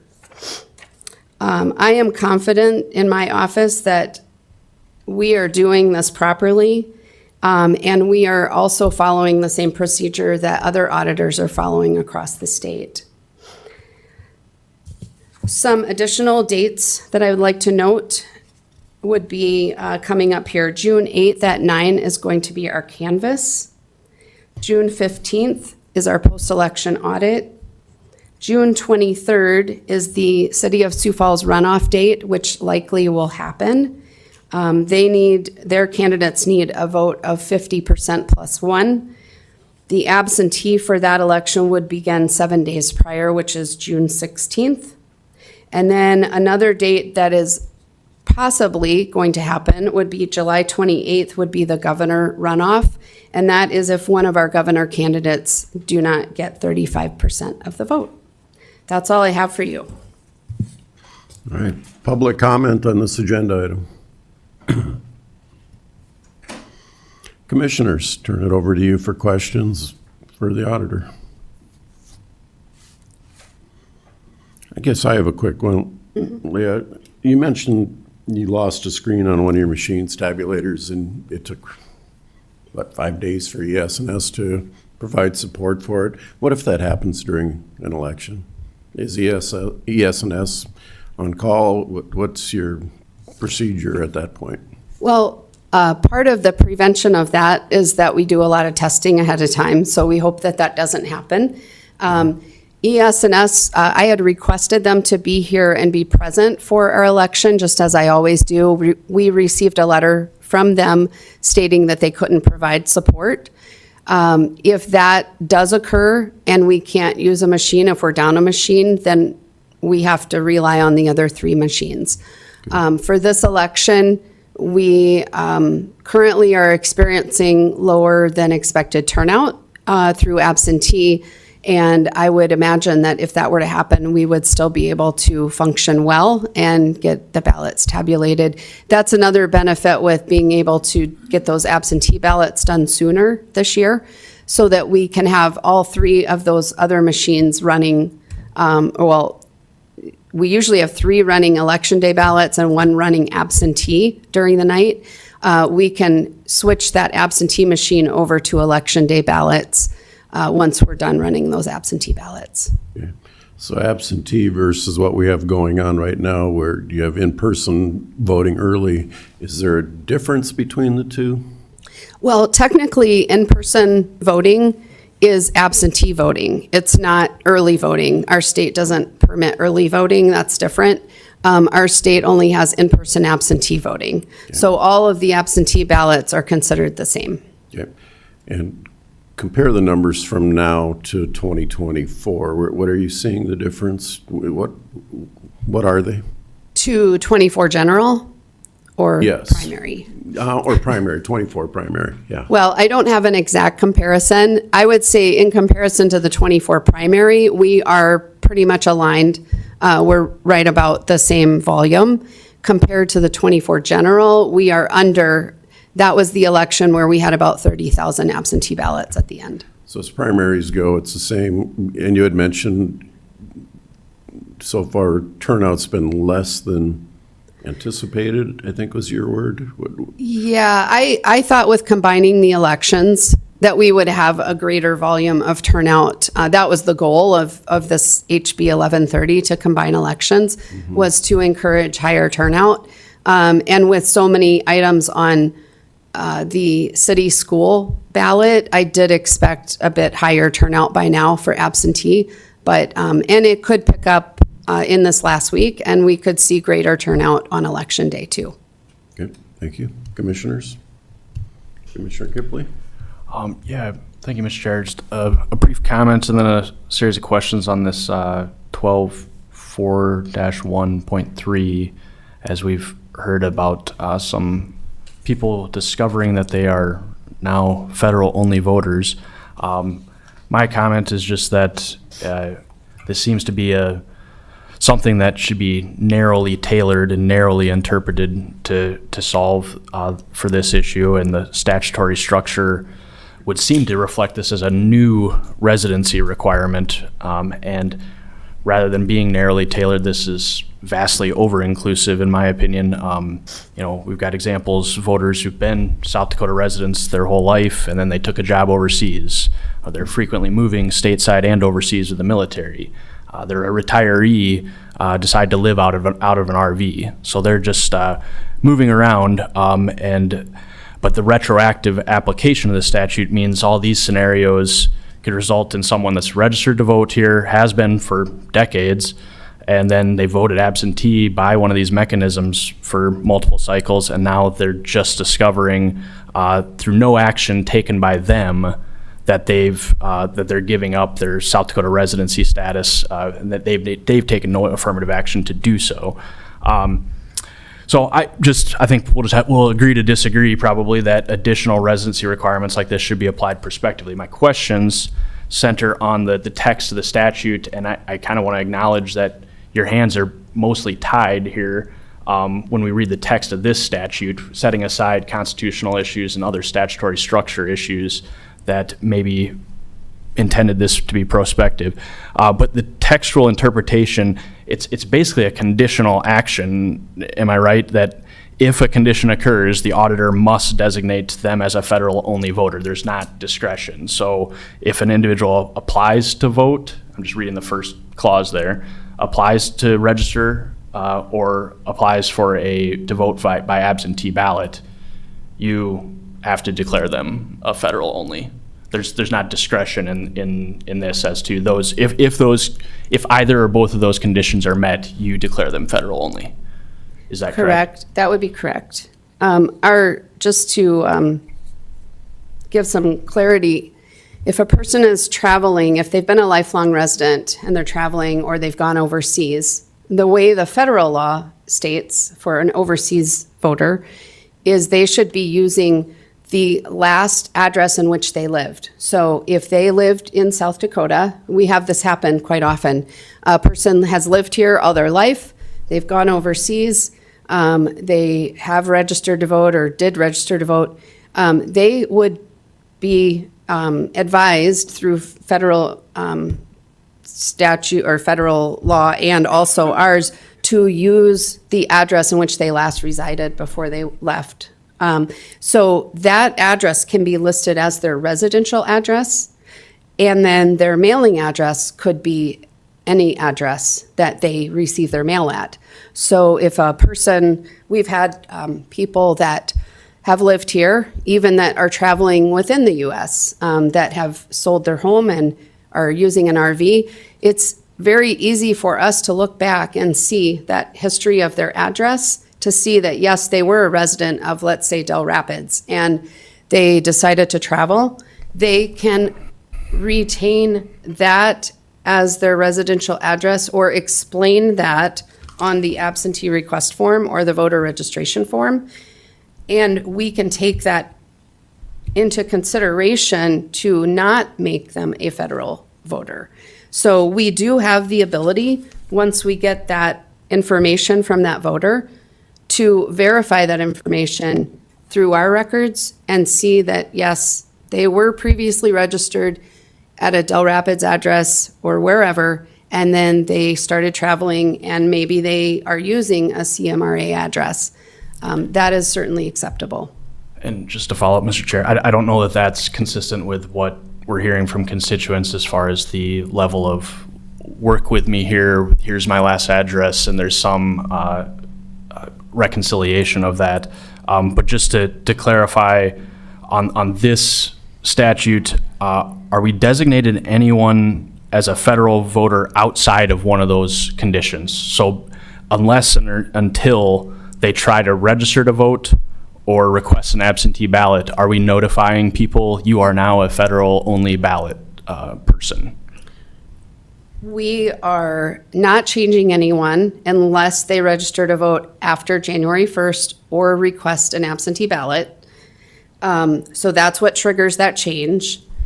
We do not have a notification process. Our voter registration system does not automatically generate an acknowledgement card for those that are filling out the absentee request form and getting changed, because that is all explained on the form. The person that registers to vote is notified. They do get an acknowledgement card because that federal ballot is also used for a person that may come in to register to vote that is not able to give us proof of US citizenship, because that law also went into effect. So that's where that federal ballot is being used for both of those situations, and they do receive an acknowledgement card.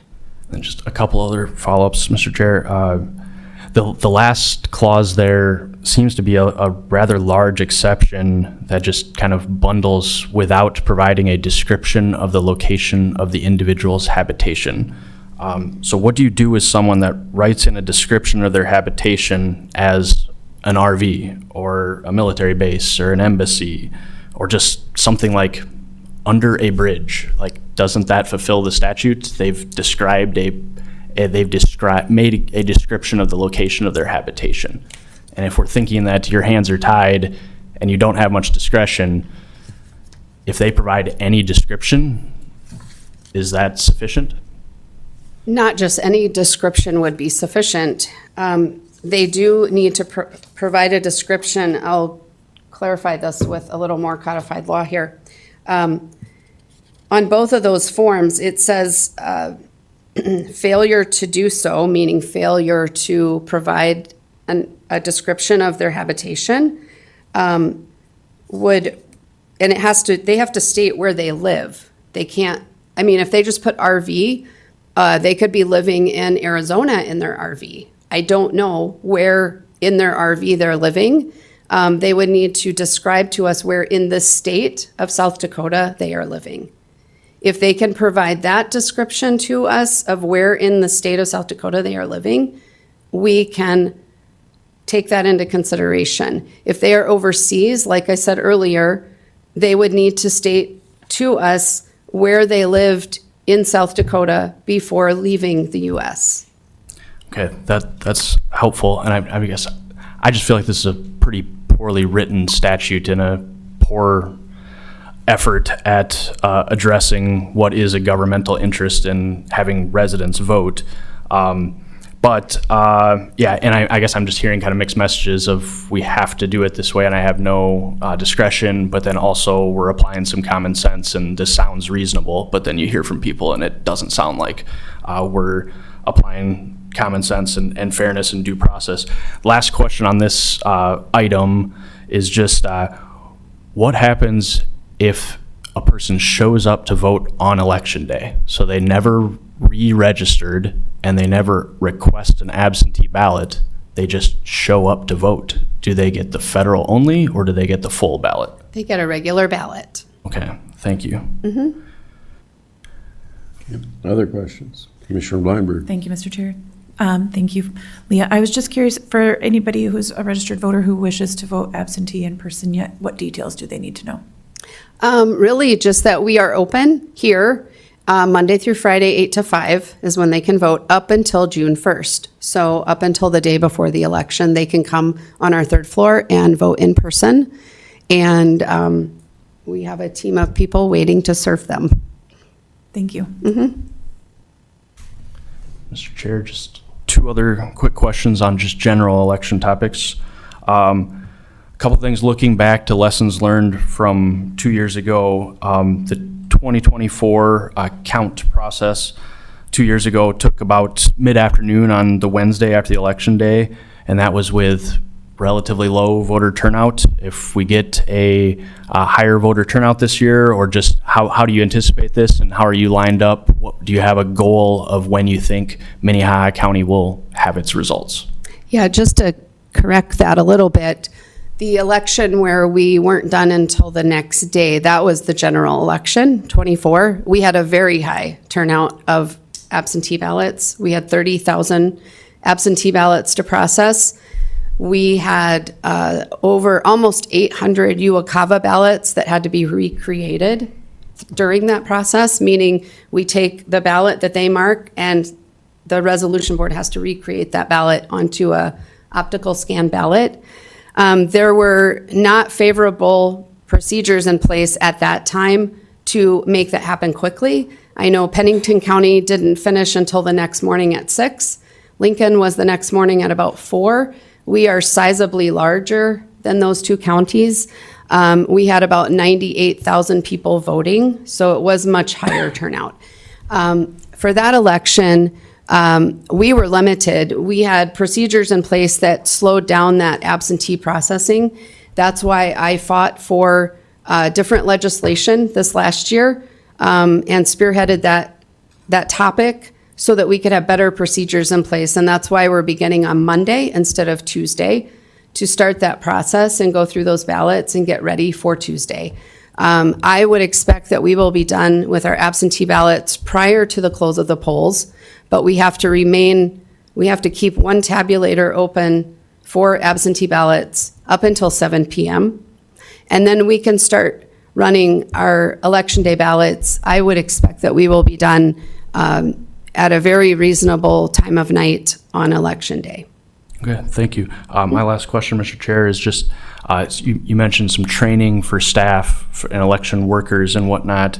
In 2024, some of the vote counting occurred in the room next door with the doors shut. Is that something you've included to your training to staff or volunteers, the election workers, that we have to, all counting procedures and whatnot have to be with the doors open?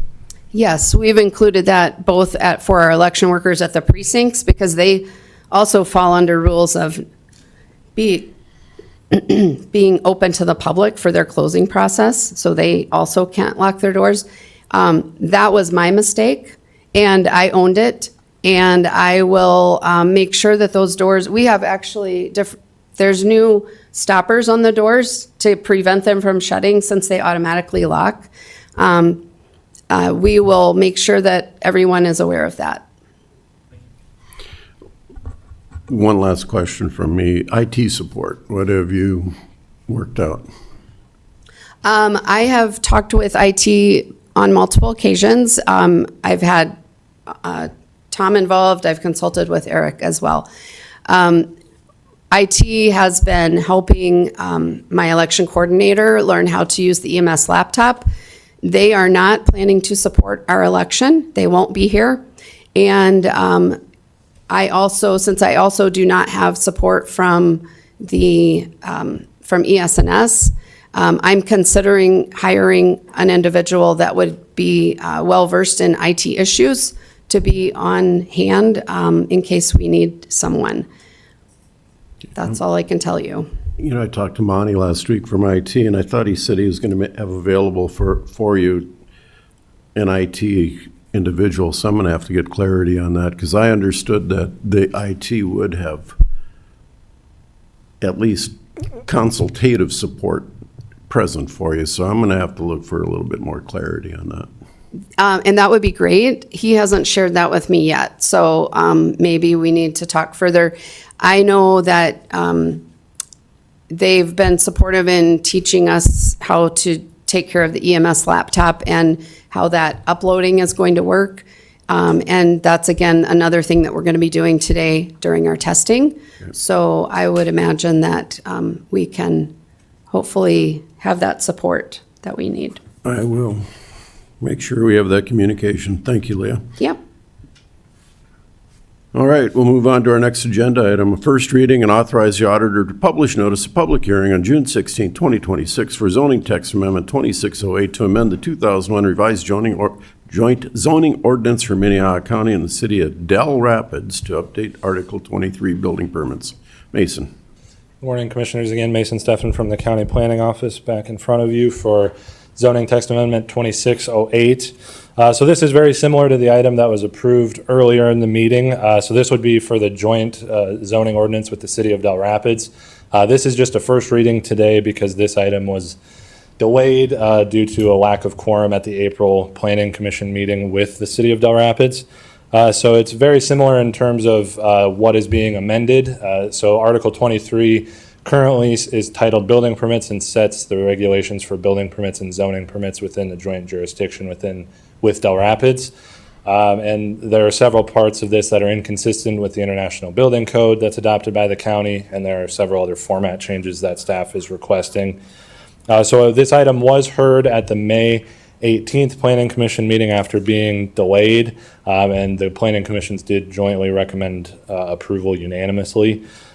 So action should be taken, and staff is recommending that publish a notice of public hearing for this amendment to be published in the county newspapers for a meeting to be held on June 16th, 2026 with the Minnehaha County Commission and Del Rapids City Council. So I'm available for questions. Public comment? Commission, look to set a date of hearing. Make a motion to approve. Second. All right, we have a motion and a second to set the hearing date for June 16th, 2026. All those in favor say aye. Aye. Opposed, same sign. Motion carries. Thank you. First reading and authorize auditor to publish notice of public hearing on June 16, 2026 for rezoning 2605 to rezone the RR5 Rural Residential District to the C Commercial District. The property is legally described as Overvague Tracts 10, 11, 12, 13 in the southwest quarter of Section 8 and the north half of Section 17, all within Del Rapids Township. Kevin. Yes, good morning. I'm Kevin Hookman from the County Planning Department. Yes, this is a rezoning request for 4 lots, approximately 20 acres in size, as you noted, for RR5 Rural Residential to C Commercial District. This is the first reading. The property is located approximately 3/4 miles west of Del Rapids along South Dakota Highway 115. The property owner is the Dells Area Health Center. And they have described in their narrative that they intend the site to be a future hospital/clinic on this location. The Joint Planning Commission heard the item on May 18th of 2026. Several residents did speak in favor of the item, and several residents in the area also spoke in opposition. Both planning commissions heard the item and approved the request unanimously. And today, action should be taken to authorize the auditor publish notice of the public hearing. And staff is requesting that that meeting be held on June 16th between the joint meeting with Minnehaha County and the City of Del Rapids. Is there any questions? Public comment. All right, Commission. Make a motion to set the hearing on June 16th, please. Second. Motion is second. All those in favor say aye. Aye. Opposed, same sign. Motion carries. Consider a petition for compromise of lien DPNOs 87-471 and 97-408. Sandy. Good morning, Commissioner. Sandy Kinder with the Commission Office. Today before you, you have a request to either approve, deny, or amend compromise and release of those two DPNO numbers upon payment of $2,000. These liens were discovered as usual under purchase agreement on a home. The closing is scheduled to commence on June 10th. The petitioner's name is only listed on the first lien, which includes some attorney services and a human service reference. There was a small portion due to Lincoln County, which I understand has been paid. The second lien for $798 is a case involving a minor child and is also filed on the other parent. She's purchasing a home in Sioux Falls in the amount of $141,500. She's coming up with a substantial amount of cash due at signing, $28,783. The total for consideration today is $4,040, 68 cents due to Minnehaha County, and again, she's offering $2,000. All right. She is present. Yep, thank you. So we have a very good write-up from the petitioner, and Sandy does a great job of working with individuals that request these. Is there anything you'd like to add to the material you gave? You don't have to come to the podium, you don't have to give your name, but if you'd like to add anything, this is your opportunity. Honestly, if I had known it existed, I would have been paying it off over the last 80 months. It's from 2017. And I would have had it paid off by now if I had known it was there. Finding out about it with the title paperwork just was kind of a, Okay. Commissioners, any questions of the petitioner and/or action? Mr. Chair, one quick question. Do I see on here that there's some Lincoln County items? Sorry if I missed, is that being addressed so that? The $4,040.68 is due to Minnehaha County only. She did pay the Lincoln County portion, which was $156. Okay, She paid that just online. wanted to make sure she gets the right result here and is fully Yes. clear, not having something small hanging out with Lincoln County. Yep. Mr. Chair, I would just note that applicant seems to be operating in good faith, and usually we have plenty of precedent for going at about 50 cents on the dollar, so 2,000 to, get a little bit of feedback here, 2,000 seems fair to me. I'd make a motion to approve. We have a motion for approval, second. Further comments? Call the roll. Kipley. Aye. Heisey. Aye. Benega. Aye. Blindberg. Aye. Karski. Aye, motion carries. You can work with Sandy, thank you. All right, move on. Consider a motion to approve amendments to section V5, county purchasing of the department head policies and procedures manual. Tom Greco. All right, good morning. Tom Greco, Commission Administrative Officer. This is a follow-up to the briefing I provided last week regarding our purchasing policy. I just want to today just reiterate some of the key highlights that I spoke about last time. The first is that this does, it's a fairly significant rewrite to the policy that we currently have in place, which is a good one. However, this one does catch up to some of the statutory changes over the past couple of years insofar as bid limits are concerned, which I'll hit on in a moment. So some of the key items is it does adopt statutory definitions for clarity throughout the policy, again, to make it easier for the users to understand precisely what the policy is and what the rules are regarding purchasing. And one of the key things is that it adopts currently authorized bid limits. I had explained this last time. We had been, I would say, more conservative in terms of, or more strict, I guess, than state law over the last several years in terms of bid limits.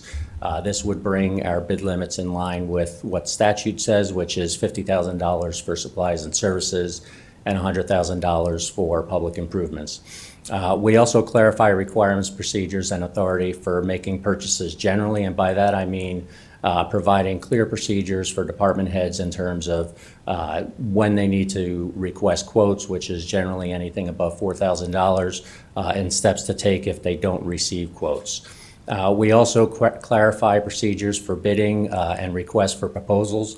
We have a strong process in place for that right now. What we did is we took that process, put it into words, and memorialized it within this policy. And then the last thing that we did is clarify contract procedures, contract requirements, approval authority, and amendments or changes, and change order procedures within that. So typically,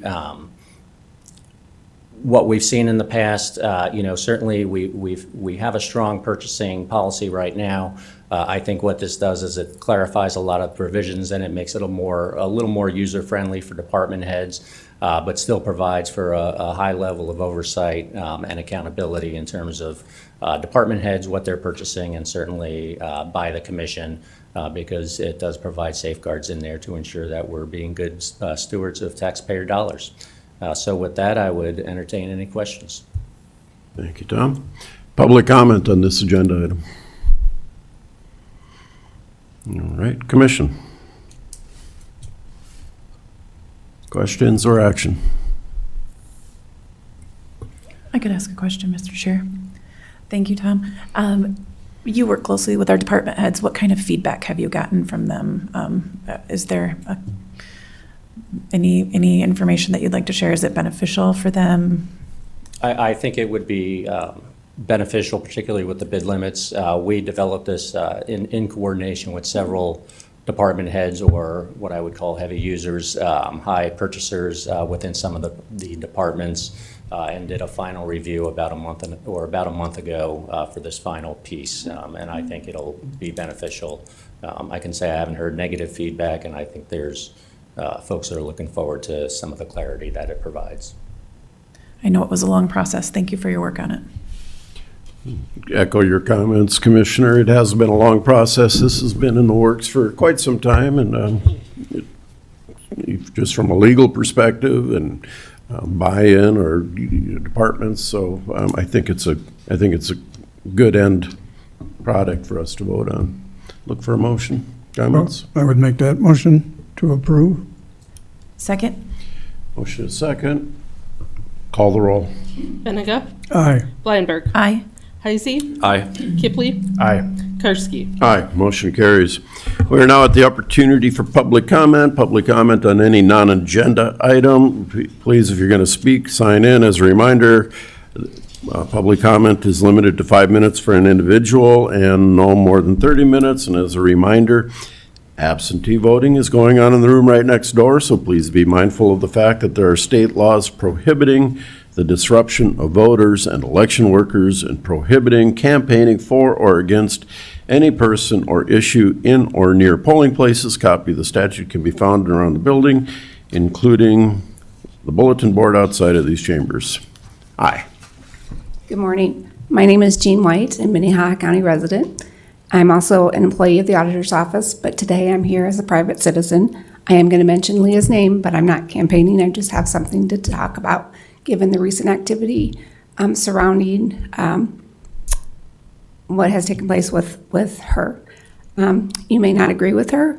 I certainly don't on many issues, but she's always tried to do the right thing, is very knowledgeable and competent in her job. I don't recall the exact words, but one of the commissioners recently had commented on holding the auditor accountable. I would suggest that along with the auditor, we should also hold the commission accountable. The behavior and comments of one particular commissioner has been immature and embarrassing, and the lack of response or silence by the other commissioners is disappointing. Thank you. Anybody else for public comment? Moving on to commission liaison reports.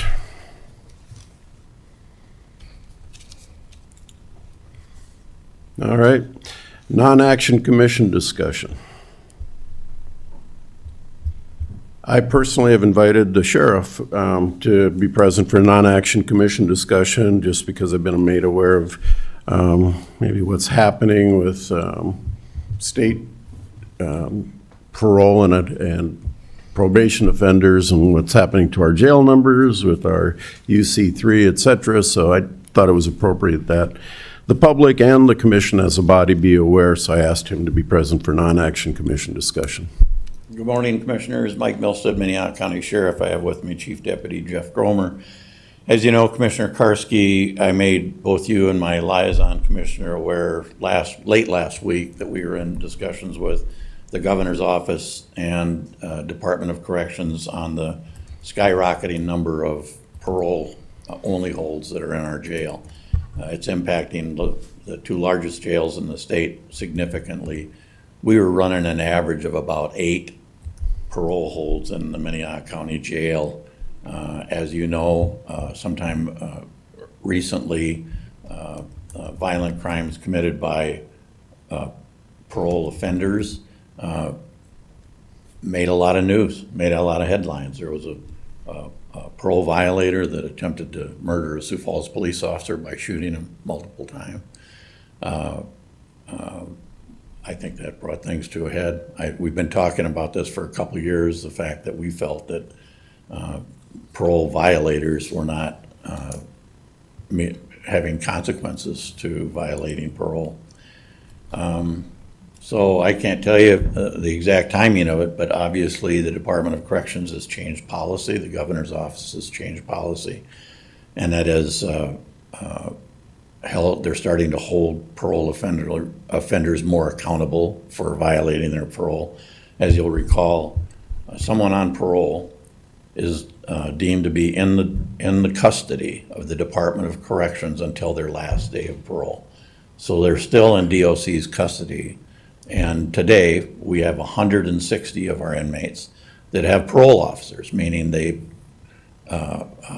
a number of them, most of them, have committed new crimes in the community while they were, quote, in the custody of the Department of Corrections. Now, those people that commit new crimes by statute are at the expense of the county. So we pay the it costs us about $136-ish, $131.90 a day for those that commit additional crimes in our community while they're on parole and in the custody of the Department of Corrections.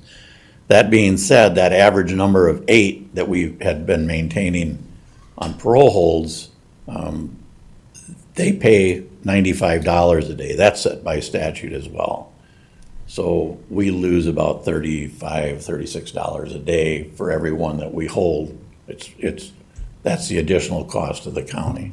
And that was something set by statute and was something that we've been living with for years since they changed it from $70 to $95.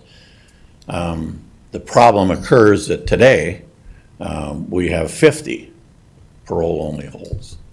And we've been as high as nearly 80 parole-only holds, which is significantly impacting the county jail population. And because we believe that holding parolees accountable for their actions and having consequences in place for those actions, we want to be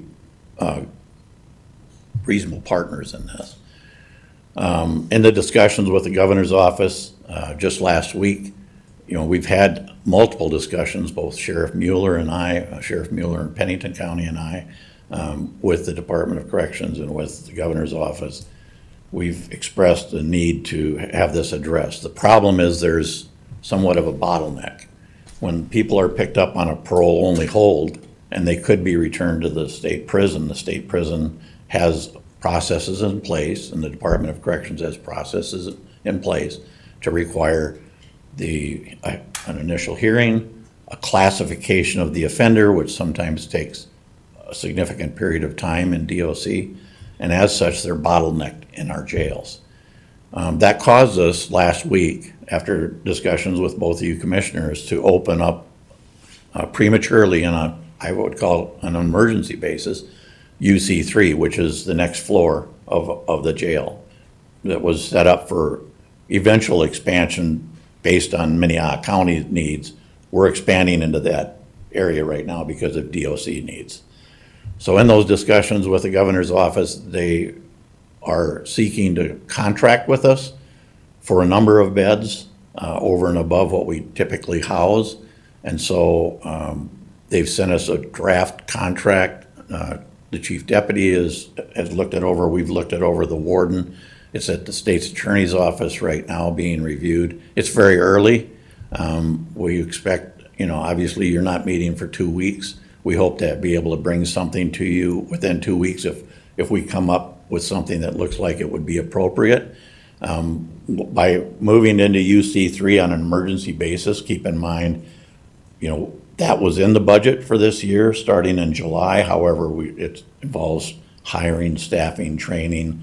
And so I will say that talking with Warden Madsen, I credit the warden and our staff.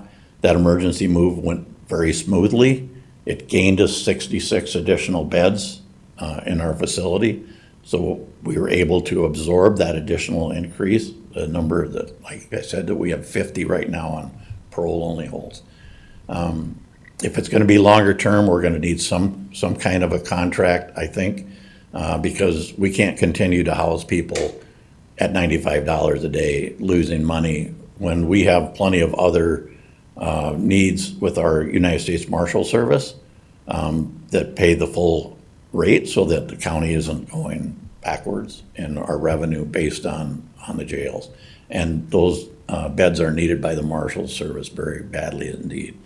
So I wanted to just more or less give you a heads up of where we're at. It's very early in the process, and if we do something, I hope it would be retroactive to the fact that we had to move up. It's going to have an impact on our staff. We had to reduce the number of people that could take days off. It could impact some overtime. And so we just wanted to make you aware that while we had this in the budget, we've had to do this on an emergency basis. And we've asked the Department of Corrections to work very hard at changing those bottlenecks to reduce the time it takes from the time a parole hold is put on someone by a parole officer to the time that they can get behind the prison walls. As sheriffs, both Sheriff Mueller and I both agreed and expressed it to the Department of Corrections that if anybody is putting mattresses on a gymnasium floor to house inmates for the Department of Corrections, it should be the Department of Corrections, not a county jail. And so that's a pretty strong stance that we've taken. We are in conversations. I'm sure we'll be talking again today. I'll keep my liaison commissioner informed as we work through this process. I've got the chief deputy here, but again, I want to really credit our staff that it worked very well. Our jail population today is about 630. So we're way up there. We're full, even with the opening of UC3. So as you know, we can expand further down the road. We hope it's years down the road into cell blocks that we have made anticipating eventual growth in our community, but that was never intended to be a fix for the Department of Corrections. So with that, I'll feel free to answer any questions. I'm not asking for any action. And again, the chief deputy is here as well. Sheriff, appreciate you being here today. A quick question. What is the average length of stay for those people that are on hold? Is it 3 days? Is it 10 days? Do we know?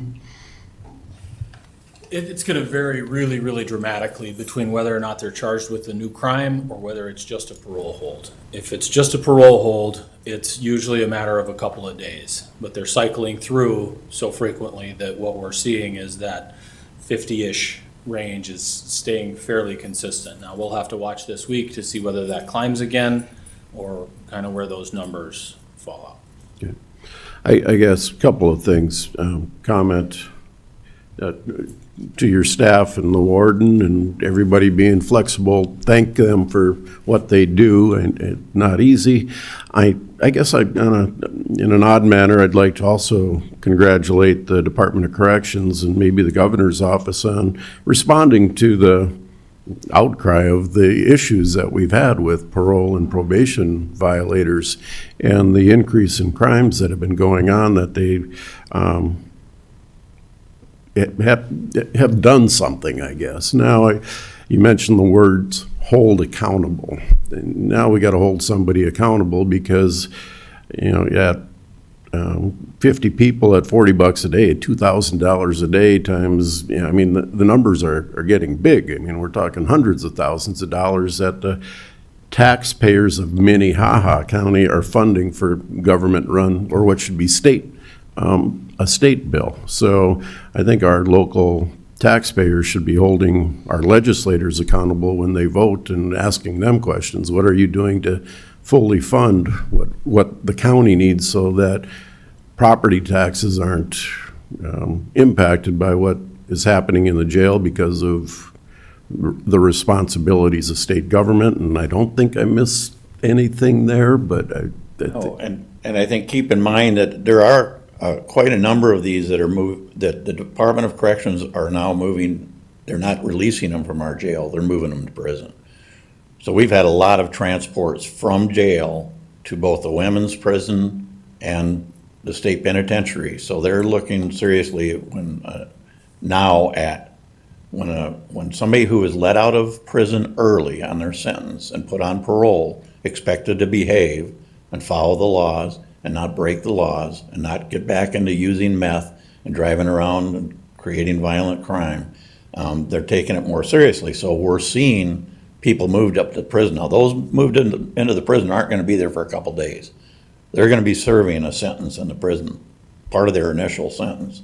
So, those are promising steps. And because for 2 years, we've been pointing out the problem, we want to help be part of the solution. And I think, Commissioner Karski, on what you're talking about too, we need to look at the legislature when they're talking about things to improve recidivism, job skills training, all those things that we heard about when they wanted to build the new prison that they're going to put in place. Well, those need to be put in place today, and they need the support of the legislature to do that. So, I think it's an important step. We want to be part of the solution, and so I think it's important for us to just stay in the loop and work with them. I will say, and I hope this isn't premature announcement on the part of the state, but they are contracting with a county jail that has available beds, probably up to 70 beds, starting in July. And so that may relieve some of the pressure. That's why when we're talking about a contract with the state, we're looking at something fairly short term until more beds open in a county jail that has the beds. I can tell you that neither Pennington or Minnehaha County were really in that position. And that's why the need is there, and the state's looking for those extra jail beds. All right. Additional questions or comments for the sheriff? I would just make a couple of comments, and I heard this conversation a couple weeks ago and last week and whatever. It's my opinion that if we don't get some sort of solution, we're going to be talking about adding more jail space. We're going to be adding another construction project at some point, and it's all because at this point the legislature has given us an unfunded mandate, because that's the same thing they talk about all the time that the feds do to them, but they're doing the same thing to us because we're not being paid for what it cost us to do. So I'm glad that they're opening the doors, so to speak, for a conversation at least, because that has not happened in the past since the rate was $90, and I can't remember how long ago that was. But anyway, to make a long story short, we do need action in the legislature. All right. Thank you, Okay. Sheriff. Thank you. Any other items for non-action commission discussion? All right, we do have an executive session planned, so I'm looking for a motion to enter into executive session for the purposes of South Dakota Codified Law 125, 2, 1, 3, 4, and 6. So moved. Second. Motion and second. All those in favor say aye. Aye. Opposed, same sign. Motion carries. Conference room again, Tom?